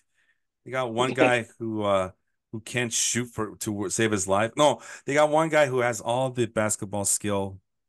You know, he can slash, he can shoot, but he is just so scrawny. And I can't remember the dude's name, but that's one of the things. Like he could drive to the basket, but he will get muscled out of position rather easily. He needs to bulk up, and that's going to be a running theme for a lot of these guys. We're seeing it right now with baseball, but for a lot of basketball players, he needs to bulk up, needs to bulk up. But usually those guys who they need to bulk up, that's reserved for guys who are going to go in the mid first round and beyond. Yeah, Not yeah. saying that the top five, top 10 picks are immune to that criticism, but to have it this And early from a top five pick, that's yeah, just top five guys usually already have the frame that you want, unless if it's like um, Wemby, who is still a little too thin, but the guy just plays like off the charts. So you can kind of feel a little more comfortable with him being thinner. yeah, yeah, exactly. Exactly. That's where I was going with that one. But we'll see how it goes. But at any rate, let's move on. What were we talking? Oh, yes, right. Where is he? Ah, there he Being is. 6'9", 220, Power power forward at forward. pitcher. Thank you. Impressive strikeout walkout ratio. He's moving up fast in the minors. And then something that really caught my eye out of the scouting report. He's being compared to Randy Johnson, which is to me is sacrilegious. You can't do that to the kid. But the Especially for production, the White Sox. oh, especially most, yeah. Yes. If you want to do Chris Sale, For the White that's Sox, fine. You want to do Carlos Rodon, that's fine. You want to do Garrett Croquet, that's more than fine. Randy Johnson, though, it, it, it's like it's a pet peeve of mine. Let's just compare him to one of the greatest pitchers of all time. Just like Kyle Hendricks is basically Greg Maddux. And no, Kyle Hendricks is basically so Jamie Moyer. Stop comparing everybody to Greg Maddux. And that's like a pet peeve of mine. yeah, Like not well, it's everybody like is Greg they Maddux. try to give some of like the biggest praises, but then they forget what name to compare them to. You're like, no, this guy is not like the second coming of Jesus. Unless it's Jesus Sanchez, then he Yeah. literally is the second Oh my coming God. of Jesus, but it's because the same first name. Anyway, there are some injury concerns because, of course, there are. It's the White Sox. There were injury concerns with Sale. There were injury concerns with Rodon. There were injury concerns with Croquet. Let's bring in Noah Schultz into this There's mix. injury concerns with the outfield. And this all happened. Everybody says ever since that our longtime trainer, and I forgot his name already. Shame on me. But there's this guy who I've known. He was a mainstay since the '90s. The trainer was, and at one point the White Sox were bragging at having one of the most healthy starting pitchers in all of baseball, and it was thanks to this guy. The guy ends up retiring, and it's all been downhill ever since in terms of Yeah. health and injury, which is something that. I think it's time that we put teams on notice who can't keep their players healthy. Like, what are they doing that the players can't stay healthy? And we should be glorifying the ones who can. Yeah, But anyway, no, it's yeah. usually, oh, well, that's just bad luck. Every team goes through injuries and all the Nah, cliches you could think of. it's more of what's the guy's diet, what's his training regimen? Are you actually like trying to balance the the bulk and the athleticism? Are you trying to actually keep the guy's body in good condition? Or are you just like, oh, well, the guy's just, really athletic, so we don't really have to have any other concerns, and then we watch him get hurt like 10 times a year? But what if the guy is really athletic, but he's playing for the Athletics? Then what do you do? Well, if he's really injury prone, how athletic for the Athletics can he be? I don't know. It's on his jersey. It sounds like he could be pretty athletic to me. Anyway, jokes aside, Noah Schultz, again, just got started in Double A. He's holding his own last I checked in Double A, and looks to be a glimmer of hope in a very disastrous White Sox team who have a tendency to have a history of poor player development, poor draft selection, just poor minor league track record outside of like the big trades that they made over the years to get the big trades they made with the Red Sox, the Nationals. I know there was another team involved and I already forgot. Oh, shoot, shoot. Anyway, but that's the reason that they have all of these big name prospects is because they traded away established veterans for Hmm. prospects on other teams. And as you know, at this point, Alex, all of those guys have flamed out completely and Pretty or are no much. longer with the team regardless. And they're doing better, like Hmm. Ronaldo Lopez doing much better with the Braves than he ever showed with the White Sox. Um, And he was the guy that went from the bullpen to the rotation, and his numbers got light years better. I'm sorry, he went where? He went from being a relief pitcher to a starter, and his numbers got light years better. Like last year to this year, his numbers went from like close Oh, to a okay. four to roughly around like a two, like a upper one ERA. Okay. I see what And you're saying now. Go ahead. yeah, yeah. So that was kind of like the opposite of what a lot of guys end up doing, is going from the rotation to the back end of the bullpen, and then that's how those guys get better. Like or well, we're hoping with Baltimore that DL Hall would be the guy to probably be that like the high leverage reliever. But his numbers got better when he made that Mhm. move. And you caught me a little bit off guard there because I know that he with the White Sox they were trying to make him a starter, and then they finally gave up and put him in relief pitcher, and was very inconsistent in both roles. Little, maybe a slightly better at the bullpen, and then Yeah, so that's why he kind of caught me off guard. Like, wait, did I hear right? But you're right. With the Braves, it's been a different story. It's been the opposite: relief pitcher to starting pitcher, and yeah. it's just with the Braves, it kind of shocks me because they do have names up and down their roster of guys who can go into the starting rotation and Mm, produce. So it's kind of shocking that the Braves were able to give this guy, Ronaldo Lopez, a shot. And right now, according to roster resource, by the way, Ronaldo Lopez is already 30 and a half years old, which boy, does time yeah. fly by. But right now, roster resource has him as the number one pitcher for your Atlanta Braves. Mm. I don't know how that happened, but it's happening. Ronaldo Lopez, They've uh, got Chris Sale too. and Max Fried as well. And but Yeah. in 13 game starts, he's 5-2, 74 innings pitched. So not so he's already yeah, that's already a one, two, three, a four season high going back to 2021. That's already the highest that he's Mm, pitched because, like you said, he's spent most of his time out of the bullpen. Uh, Decent strikeouts, very low walks, which that was the thing against him was that he can't mm, no command. There's just no command on his yeah. pitches. And this is the hope that a Harvey Bird song, and who's the other guy, or was it my guy? DL Hall, like yeah, we mentioned him as well. Yeah, like a DL Hall, and I think like a couple was it Oh, AJ Blue Ball maybe. Uh, yeah, I think that was who we were talking about.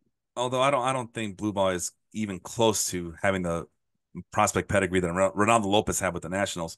But Mhm. the hope here is I'm on the other screen looking for some of the pitches that he throws. So something that Fangraphs has done is that they finally consolidated the usage with the velocities. And Hmm. yeah, 95 mile per hour fastball. That's still the most 57% of the time. That's the pitch that he uses. That's his bread and butter. He still has a slider that he leans on heavily, and he's also trying to develop a curveball as well, like a real curveball. So, Hmm. there's curveballs that kind of look like sliders, which means that it's not really a curveball, but it kind of has that curveball movement. It definitely doesn't have that same velocity Yeah. as a slider.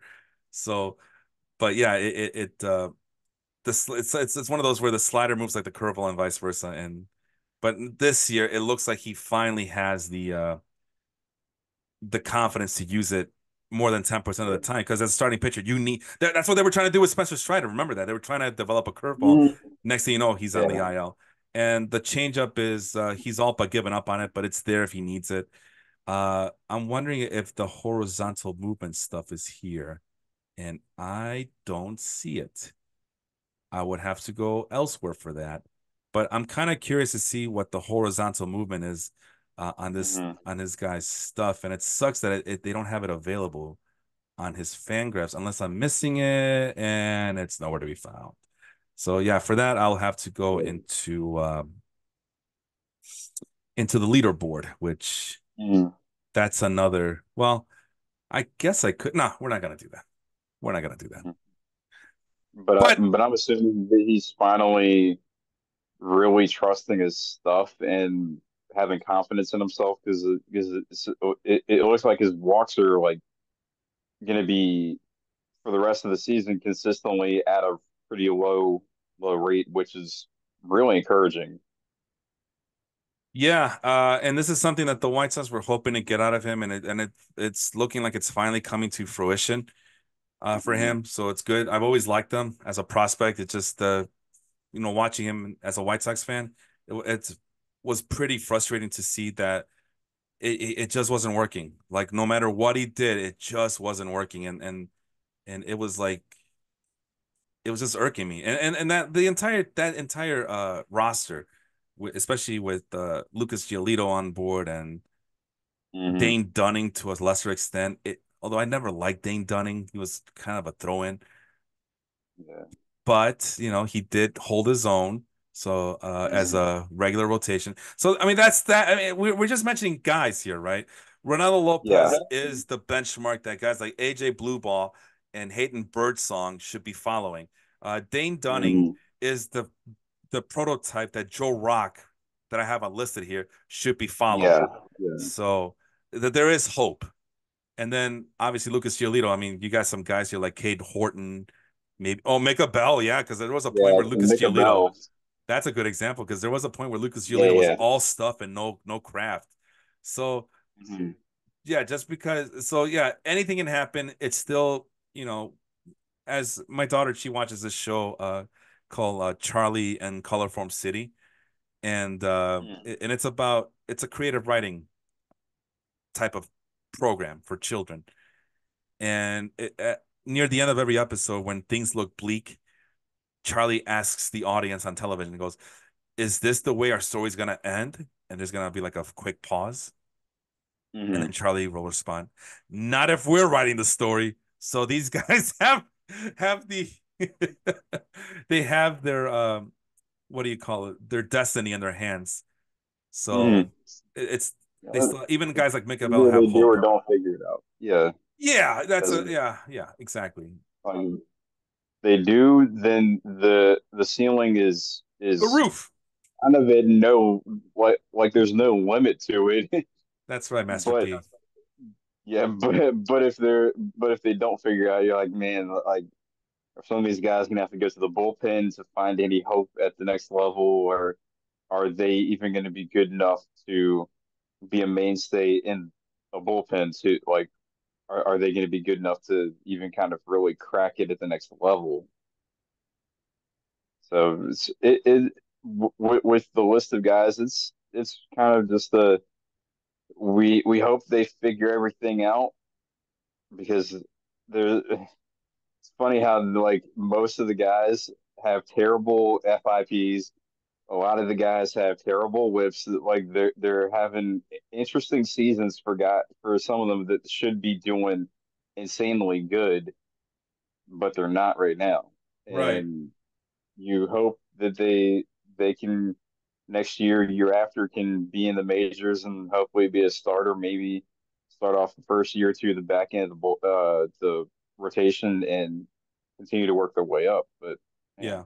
Yeah, because like I said, and it's not saying that Ronaldo Lopez is the way it's gonna go. I mean, some guys they just stay in the bullpen and they never get another chance at the rotation. But hmm Lopez is the Braves were able to figure things out, just like the Rays are figuring things out with Joe Rock, right? So hmm it's yeah, not the end, but it's not guaranteed either. But that's why I said don't lean too heavily on these prospect reports. Don't lean too heavily on the I'm sorry, not the rankings because people yeah, lose. yeah. I just gave you an example where my friend Sean used to go after the Yankees for trading away all their top 10 starting pitching prospects and not look at them. JP Sears, he's not a guy that you go out. He's not a must have in fantasy leagues. Ken Mm, Waldichuk, he's not a must have guy in fantasy leagues. Hayden Wesneski can't crack the starting rotation. So it's yeah. nothing's guaranteed. And all you can do is hope that they develop into serviceable, adequate Major League Baseball pitchers and go from there. hmm Other than that, Yeah. Alex, I'll give you the last word. And with this question, you helped with the hitters last week. I do thank you for that. And you're helping with the starting pitchers this hmm week. What else have you learned from this exercise? Um, I mean, I kind of already knew this, but this kind of these two episodes really kind of hit on it a little bit more. Is that progress is not linear. Yep. Like certain guys may do very well at really the lower levels, but then might struggle double A, triple A, or their first year or two in the pros. But it's a whole process of figuring stuff out as a player each level you go to.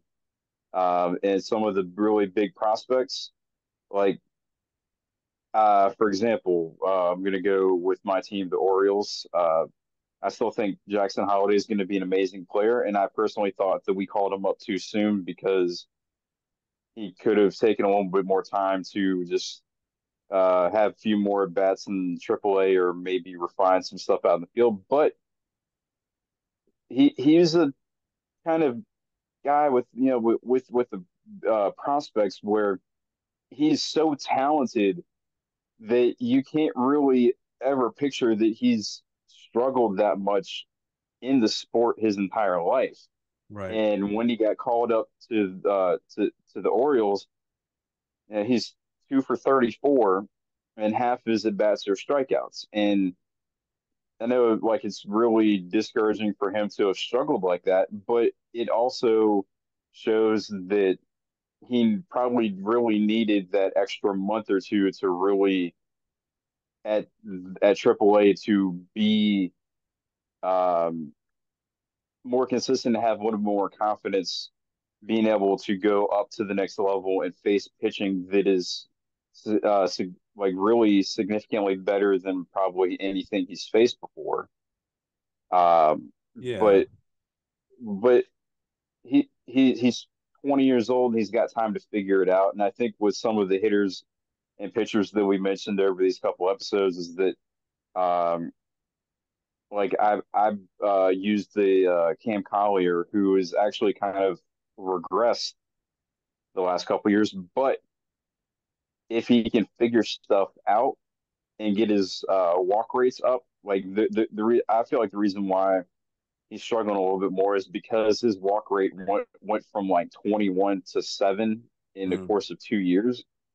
So if he can figure stuff out, he's got pretty good power. He's he's a son of Luke Collier, so you know he's got the pedigree in Pedigree. him to to be able to really get somewhere and probably be a decent guy in the lineup for, is it the Reds that he's with, right? Yeah, yeah. But yeah, guys just gotta figure they just gotta figure stuff out, and it's not all in a really condensed time frame that they're gonna do it. And I think sometimes it can be both reasonable, but at the same time a little discouraging when as like scouts they give up on certain guys way too soon because they're not producing rate like as soon as they break into pro baseball at all. Um, because that guy could just maybe need another year or two to really figure out why he's not producing and make those one or two adjustments, and then the dude could be like popping off and hitting tons of home runs, or if it's a pitcher, the guy could be like striking out people like no one's business. So like there's not necessarily a refined time frame for any of this stuff to happen. It's just the guys need to be able to build their own confidence and just go with it. Right, right. Yeah, because ultimately, that's why I said that these guys still have their destinies in their hand. Obviously, there's still Mm-hmm. barriers. There's teams might lose interest in certain players, or they might get traded, or new front office comes in and they want to get their own vision as to what their what their roster is going to look in the future, and do these minor league players fit the mold that they're trying to maintain here. And if they don't, then they lose. Like, that's another thing where they lose interest in certain guys, and they get like Mm-hmm. Alexander Wells. They gave everybody, not just the Orioles, but everybody gave up on him. Like, he's nowhere to be found. Yeah, I can I search his yeah. name and nowhere to be found. And but yeah, but that's why I just like these rankings is, I go back to that because everybody loses their mind when I can't believe the San Diego Padres traded away four of their top 20 prospects. Are they crazy? And yeah, and people have come after me because I've been poo-pooing a lot of the players that got traded in that deal. But ultimately, Mm-hmm. you know, it's one guy at this point that is worth keeping an eye on, and that's James Wood, who we brought up last time. Other than that, Yeah, Mackenzie Gore is up and down. CJ Abrams, I still don't like him. yeah. To me, he just Both guys comes go. have the potential, but they're just they're not getting it going. Yeah, even this year, CJ Abrams, kind of a fluky 487 slugging percentage. Uh, Although you can say, well, the Mm-hmm. BABIP is holding true. Like, okay, okay, I'll give you that. But yeah, I guess there is slight improvement, which is something you want to see. But to me, he doesn't scream out cornerstone player for the Washington Nationals. He looks like a complimentary Mm-hmm. piece to me. And I mentioned Gore. The other Yeah. guy involved in that trade, Robert Hassel III, who I was very high on when he was with the Uh, Padres, and I was very high high on him on. too.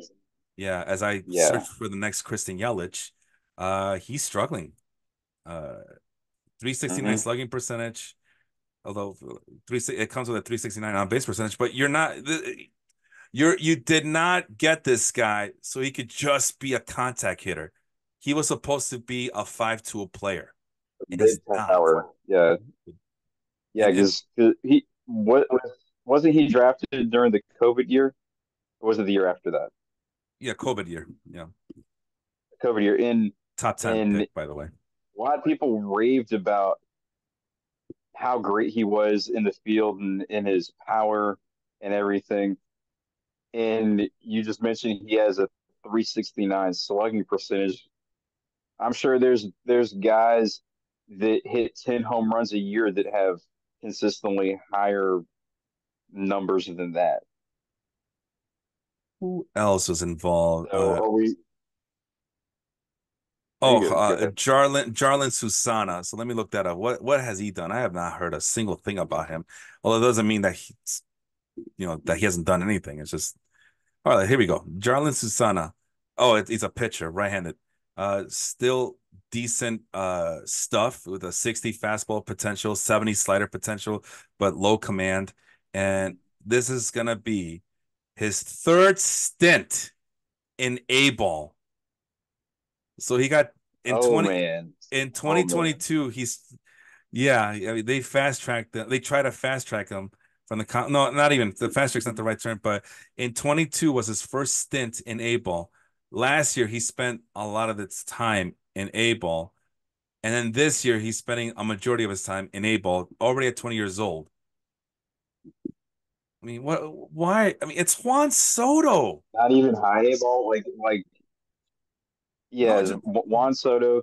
But is he like in just regular A ball or regular A high A ball. ball? No, no, no. This is regular A ball. Regular A He's with regular A ball and hasn't moved in 3 years. three. Nope, he's just been there. Harlan Susana. I know progress isn't linear, but there Yeah, should have been some sort of movement, like at least to high A ball within any of this time frame. no, can't control his walks. He has command issues. Can't get the command. And Oh, yeah, Daniel Cabrera, who's that? guy played for the Orioles back in the mid 2000s who Ah, couldn't stop hitting people. but basically the only guy that Padres fans should be up in arms about losing is James Wood, at least from my Yeah, biased opinion. Like I said, CJ Abrams, nice player, but he's not Derek Jeter. Mackenzie Gore, I'm keeping track of him because people keep telling me, "Oh, Mackenzie Gore, he's actually he's gonna be the ace starter for your Washington Nationals of the future." And I have him on my fantasy league because I still believe in him a little is bit, he, but he's been very frustrating to have. Yeah, it comes with high is he strikeouts. gonna is he gonna be the ace of a like 50 win Washington Nationals team? I mean, the Nationals I are mean, doing I, pretty. I Go mean, ahead. I know I'm trashing the like I know I'm trashing them right now because they've literally done nothing since they won the World Series. But I hope Gore can really get somewhere. But the potential is there. Like him and Abrams, the potential is there, but it doesn't seem like everything is coming around for them to be clicking like the hype had been. Like R- Mackenzie Gore had like a crap ton of hype, Yeah, and yeah. he's kind of just been slightly above average at best. Yeah, because the periphery likes him, the regular production numbers like him, but he does come with a very high whip, and that's because he has given up 86 hits in 80 innings. So that's to me, that's a command issue. That's hitters just loving I mean, what they see coming out of his arm. Like, ooh, that's a juicy mm, fastball. Ooh, that's a juicy yeah. slider. Let's see. And how many walks does he have in The 80 innings? walks are the walks are in good control. This is his best walk per nine that he's posted. This is the highest Mm, strikeout per nine. So there is progress. There it is. Progress is linear in this regard. yeah. But but he's also struggling with the 376 BABIP. Now that could be a defensive issue with the Nationals. The Nationals are it's a team full of nomads. But Hmm. the most important player of any defensive spectrum, of any defensive alignment, is the shortstop. I ask you, what the hell is CJ Abrams doing back there? I mean, that's supposed to be your guy, right? He's supposed to. Now people Hmm. can come back. I mean, hey, dumbass. Mackenzie Gore only has Yeah. a ground ball rate of 35.6%. So he's not getting a lot of grounders to source up, idiot. All right, fine. Yeah.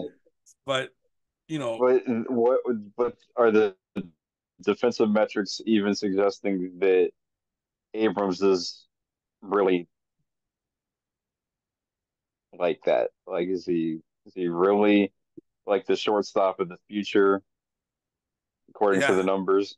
and that remains to be seen because the defensive metrics are very shaky. But let's see. I thought he was at negative. Defensive runs above average. Yeah, negative 3.8 Mm. is the defensive metric for his WAR number. negative 3.8. And if we want to go to the more advanced stuff, like The let's see. DRS. And, Yeah, DRS -1, UZR 0.4. Outs above average -8. And I don't know what FRV stands for. Stack fielding runs value is runs above average. That's the throwing plus blocking plus framing plus arm plus range. In 2024 at shortstop, -6. And again, people can come at me and say, "You're a little rough on CJ Abrams. What did he ever do to you?" And Mackenzie Gore is only, he's not a big ground ball pitcher, but it remains. But the BABIP is high at 386, and that's usually because of luck that involves ground balls. yeah, yeah. Okay, if CJ Abrams is your centerpiece cornerstone shortstop, And his those numbers are numbers this garbage. his numbers should be better than that, and Yeah. should be complimenting Mackenzie Gore, who is indeed having a career year, but instead is looking like there is some sort of defensive command issues for Gore because of that. Now you could say, but Felipe, the rest of that roster is they're all guys who are in their 30s. They're not going to be here in the future. Okay, so you're just wasting Mackenzie Gore's best year of his life.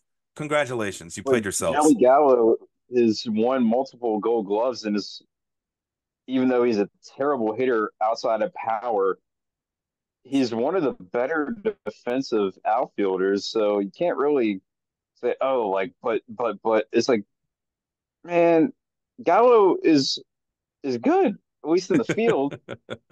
And these numbers are still bad for the pitchers. I mean, freaking Patrick Corbin, the only one who really gets started on him. But I sent something to the group, what was it, like last week or something, where out of all of the major pitching stats, there's like six of them or something. He was the worst within the last calendar year, and it's like out of all the pitchers that qualified in baseball. And I could already hear Melvin go, "Oh no, Felipe says that the high price pitchers are worth it because they're high price pitchers." Okay, I didn't realize that Melvin likes to only speak in blanket terms and blanket statements. For every Justin Verlander and every Max Scherzer and every high price pitcher like Jose Berrios, we get stuck with a guy like Patrick Corbin and Madison Bumgarner, who are not supposed to be getting these humongous contracts. As Yeah, as weak as it is, and as desperate as teams are at getting starting pitchers, there has to be some sort of like control mechanism that tells you, oh, Patrick Corbin is on the market. Let's avoid him. There should be someone yeah, within the organization that tells you, yeah, we should not give Patrick Corbin. Oh, there he goes. What yeah. is it? $135 million that he got just for being Mhm. an inconsistent left-handed pitcher who should Only probably come out of the in bullpen. the only good year he had was the year that they won the World Series, and he had a good run of the playoffs. But other than that, like I can't see anything that could justify how much money he got, and especially within the last year, his FIP is close to like 6 or No, something like that. His like his ERA is like 5 or something. It's like, geez, how much money can you pay a guy to be the worst guy in the league? I'm still stuck on Melvin thinking that I think that he thinks that Patrick Corbin's elite. Like that I would put Patrick Corbin in that class. Like, no, he does He's no. like a number 3 at best on a really, really, really bad team. He should be in the bullpen Like, right now. He should be in the yeah, yeah. bullpen.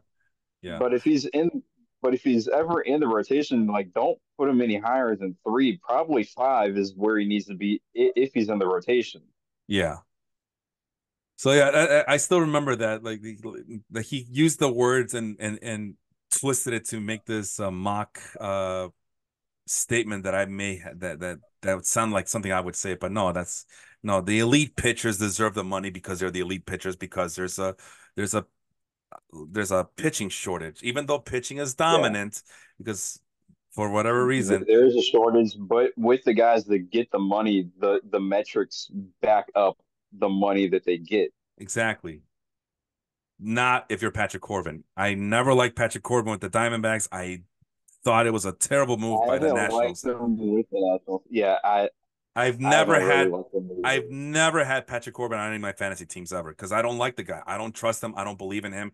He's never been in my top 25. I don't think I have in starting pitchers coming into any season. And he has, it's because I want to make sure that he doesn't get any like I don't want to think of him as a value pick as the draft goes on. Like, oh well, Patrick Hmm. Corbin as a third tier pitcher on my spreadsheets. Oh, that's a great value. No, no, no, no. If he's supposed to be top 30, fine. Put him in the top 30, but I'm avoiding him. I don't want him Hmm. Yeah. ever. And right now, so yeah. Anyway, we've gone long enough. I could talk shit about Melvin all the time, but right now he has the upper hand. He is beating the crap out of me right now. But remember, like I told Angel, right now he's in hibernation mode. But if he wins this week, oh man, we're gonna get all of Melvin, all the top Yeah, speed. So I can't wait be for the prepared for group that. chat if that happens. Yeah, I'm he's not been quiet saying all season that long, I but want you to, yeah, I'm not saying that I want you to lose, but I'm saying if you do, I can't wait to see all that's being said in that chat. Like, is he gonna go Vince mode with his like paragraphs about how he beat Felipe? that's a Super Bowl every year. Every year he gets. I can beat him because we're in two leagues now.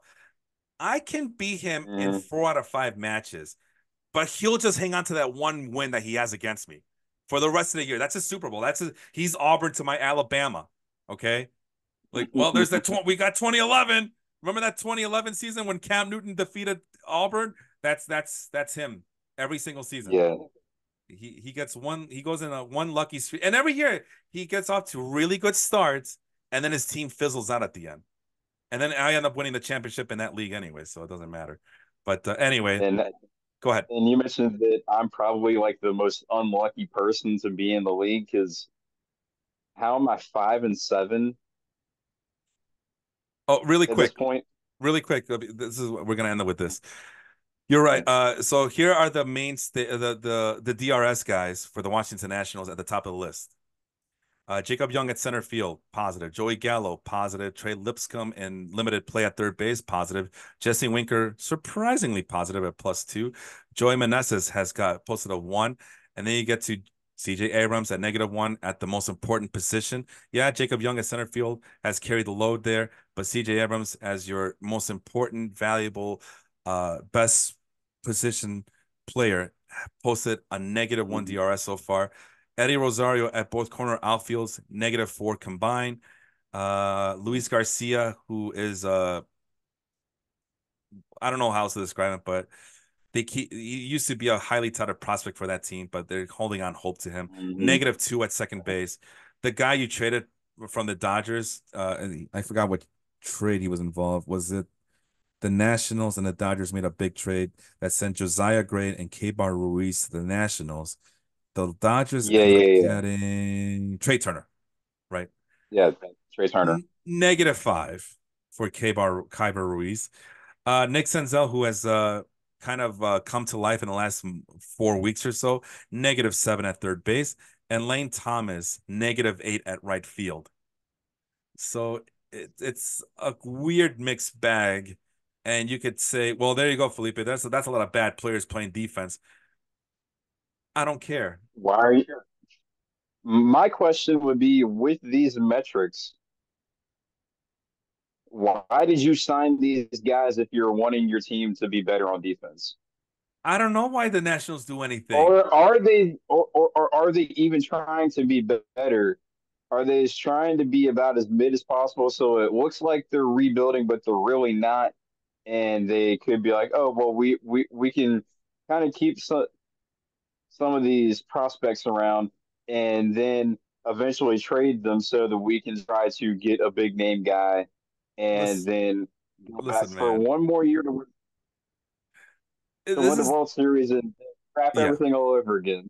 Listen, man.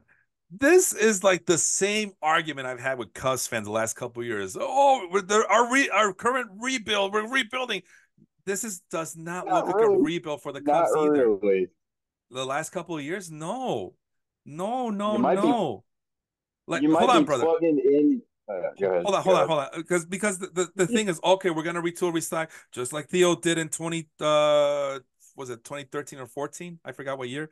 Yeah, yeah, But yeah, we're gonna rebuild with a new generation of Chris Bryant, Javier Baez, Anthony Rizzo, Addison Russell, all the Kyle Schwarber, all those guys. Addison They're Russell. gonna redo all of it for this batch, and we just made a big trade with the Padres to get four teenagers for you, Darvish. The Cubs are gonna rise again like they did with under Theo Epstein. Man, I don't see a single player of note. Even Kate Horton, he's struggling. He's not. There's no progress being made. I mean, there is, but there's not. It's a stall Hmm. progress. But a lot of the reason the Cubs are even relevant is because they sign a bunch of 20, late 20 guys, mid 30 guys to be somewhat competitive in a weak division. And the only guy I see for the Cubs that is even remotely that was supposed to be a part of that next batch of that rebuild, Miguel Amaya, he sucks. Who else is on his team? Nico Horner, he's from the last regime. Ian Happ, Yeah. the last regime. Christopher Hmm. Morel, our guy Melvin keeps saying that they should trade him for pitching because he can't feel worth a lick. Seiya Suzuki is a free agent pickup. Cody Bellinger is a free agent pickup. Michael Bush is a former touted prospect for the Dodgers, and he's Hmm. proven that he's somewhat maybe a platoon player at best on the left-handed Yeah. side. Dansby Swanson, that's a pickup. Pete Crow I Armstrong, agree. Yeah. uh, he might just be a defensive only outfielder and currently in Triple A, right? no, no, he just got called up, but he's a Oh yeah. platoon, right? Platoon. Hmm. And a bunch of veterans. Where are all the rebuilding prospect players you're trying to convince me that was supposed to be called up in the last 2 years, including this year? Nowhere to be found. It's still a bunch of mid 20, mid 30 guys. And it Yeah. just So, my point is, I'm sorry, Alex. My point is, and we'll finish with no, this. you good. My point is that people just like throwing the word rebuild around to justify how bad their front office has been. And the Nationals are no different. When you look at the Yeah. Washington Nationals, it's just a bunch of 30-year-olds who, that's why I call them a nomadic team. They're just here for a Hmm. short amount of time. Meanwhile, the mainstays who are supposed to be here, they're not lighting up anything at the point. CJ Abrams, yeah, there is some progress being made, but he's making your best starting pitcher look bad. Uh, who's the other guy? Luis Garcia. He's Hmm. not long for this. 24-year-old, yes, Yeah. he's not long for this world for the Nationals because he's just Mm-mm. not it. Kyber Ruiz. Uh, Is we just saw his defensive that the matchup. He best stinks. catcher that they got? That Like, it might be. is that Yeah, the best? Kyber Well, Ruiz struggling in was it? offense anyway. Yeah. Didn't they get some catcher in a trade like last year, the year before? I think it was the year before. Um, Let's see. was it? Can't remember what team they traded with, but they got some catcher that can also play. I think maybe like a little bit of first or something. I don't But remember, but it doesn't matter. oh I don't no, see him no, here. it was Riley Adams that Yeah, they traded for, right? he's in the minors right now. Yeah, yeah. So even then, it's like you trade for a guy that's supposed to be a good catcher, supposed to have a good bat, could probably, if necessary, platoon a little bit at first base so that you can keep some bats in the lineup, and he's nowhere to be found. And that's my point is that Yeah. to me, this is not a, I don't know what to describe it, but it's basically just signing enough guys just to convince fans, hey, we're trying here. Hey, we're in Mhm. third place. We're only one game under 500, the Nationals. But we're trying here. It's just, we have the guys. But we just need to stay in the yeah, hunt and anything can happen. Watch out now. Like, no, this is not this and is we talked about like, yeah, and the new go ahead, bud. Go ahead. I was to say, like, I think the last episode I was on, we talked about the Nationals when we were talking about James Wood, and yeah, they're in third place right now. They're potentially in the hunt, Hmm. so to speak. But when you look at how bad the Marlins are, and you look at how bad the Mets have been this year, no wonder the Nationals are in third place. Yeah, they they they can try just a little bit harder with a couple players that are not going to be on the team next year, and they can look kind of average because outside of the Phillies and Braves, everyone sucks. And I think the point I'm Everyone trying is to garbage. and I think the point I'm trying to make here is, Alex, is that we need to do better with defining what a rebuild is. Because Hmm. and the point what I was trying to make is that any you talk to any fans, and if their team is sucking, it's like, oh, we're rebuilding. Do you know what a rebuild is, bro? Like, I don't know. Like, we need to define what a rebuild is. Okay. Having a Uh, bunch of 30-year-olds on your roster is not a rebuild. That's a cry for attention and trying to mhm, sucker the fan base to buy more tickets. That to me, now what yeah, the Pirates have been doing the last 5 6 years, it's a travesty. But at least I can see more of an argument of that being a true rebuild than what the yeah, Nationals are trying to do, they're what the Cubs trying are to trying to make do. some progress. Even with Yeah, what the yeah. White Sox are trying to do, the White Sox they were not intentionally trying to rebuild. Now, are they trying to uh destroy and get to that rebuild? Probably, but then they go ahead and sign guys like Tommy Pham, Andrew Benintendi, because what what a lot of teams what they find out is that we can't just go straight rebuild. We gotta put some guys out there that can we Yeah. can probably sell to the fan base to buy tickets, and not only that, but we can't trust every single minor leaguer to go in there and compete Hmm. and not even compete, but just be serviceable in a major league baseball Yeah. roster. So yeah, it's so, but at least Yeah. the White Sox I can say that they are trying to rebuild, but they at the same time they're doing the same thing what the Hmm. Cubs are doing. They got a bunch of 30-year-olds on the team for an inexplicable Hmm. reason, and at least we can say that the White Sox have nobody they can trust in the minors. The Cubs supposedly do, but even the Cubs are like Yeah. they're trying to buy time to develop some of their younger guys. And but again, it's when a team goes out and signs a bunch of mid 20s, mid 30s guys, I don't know, man. I know that you can say that they're placeholders, but that to me is not a rebuild. The rebuild, Yeah. you got to have some of those key guys up in the majors, and Hmm. for a lot of these teams, I don't There's see only it. two teams.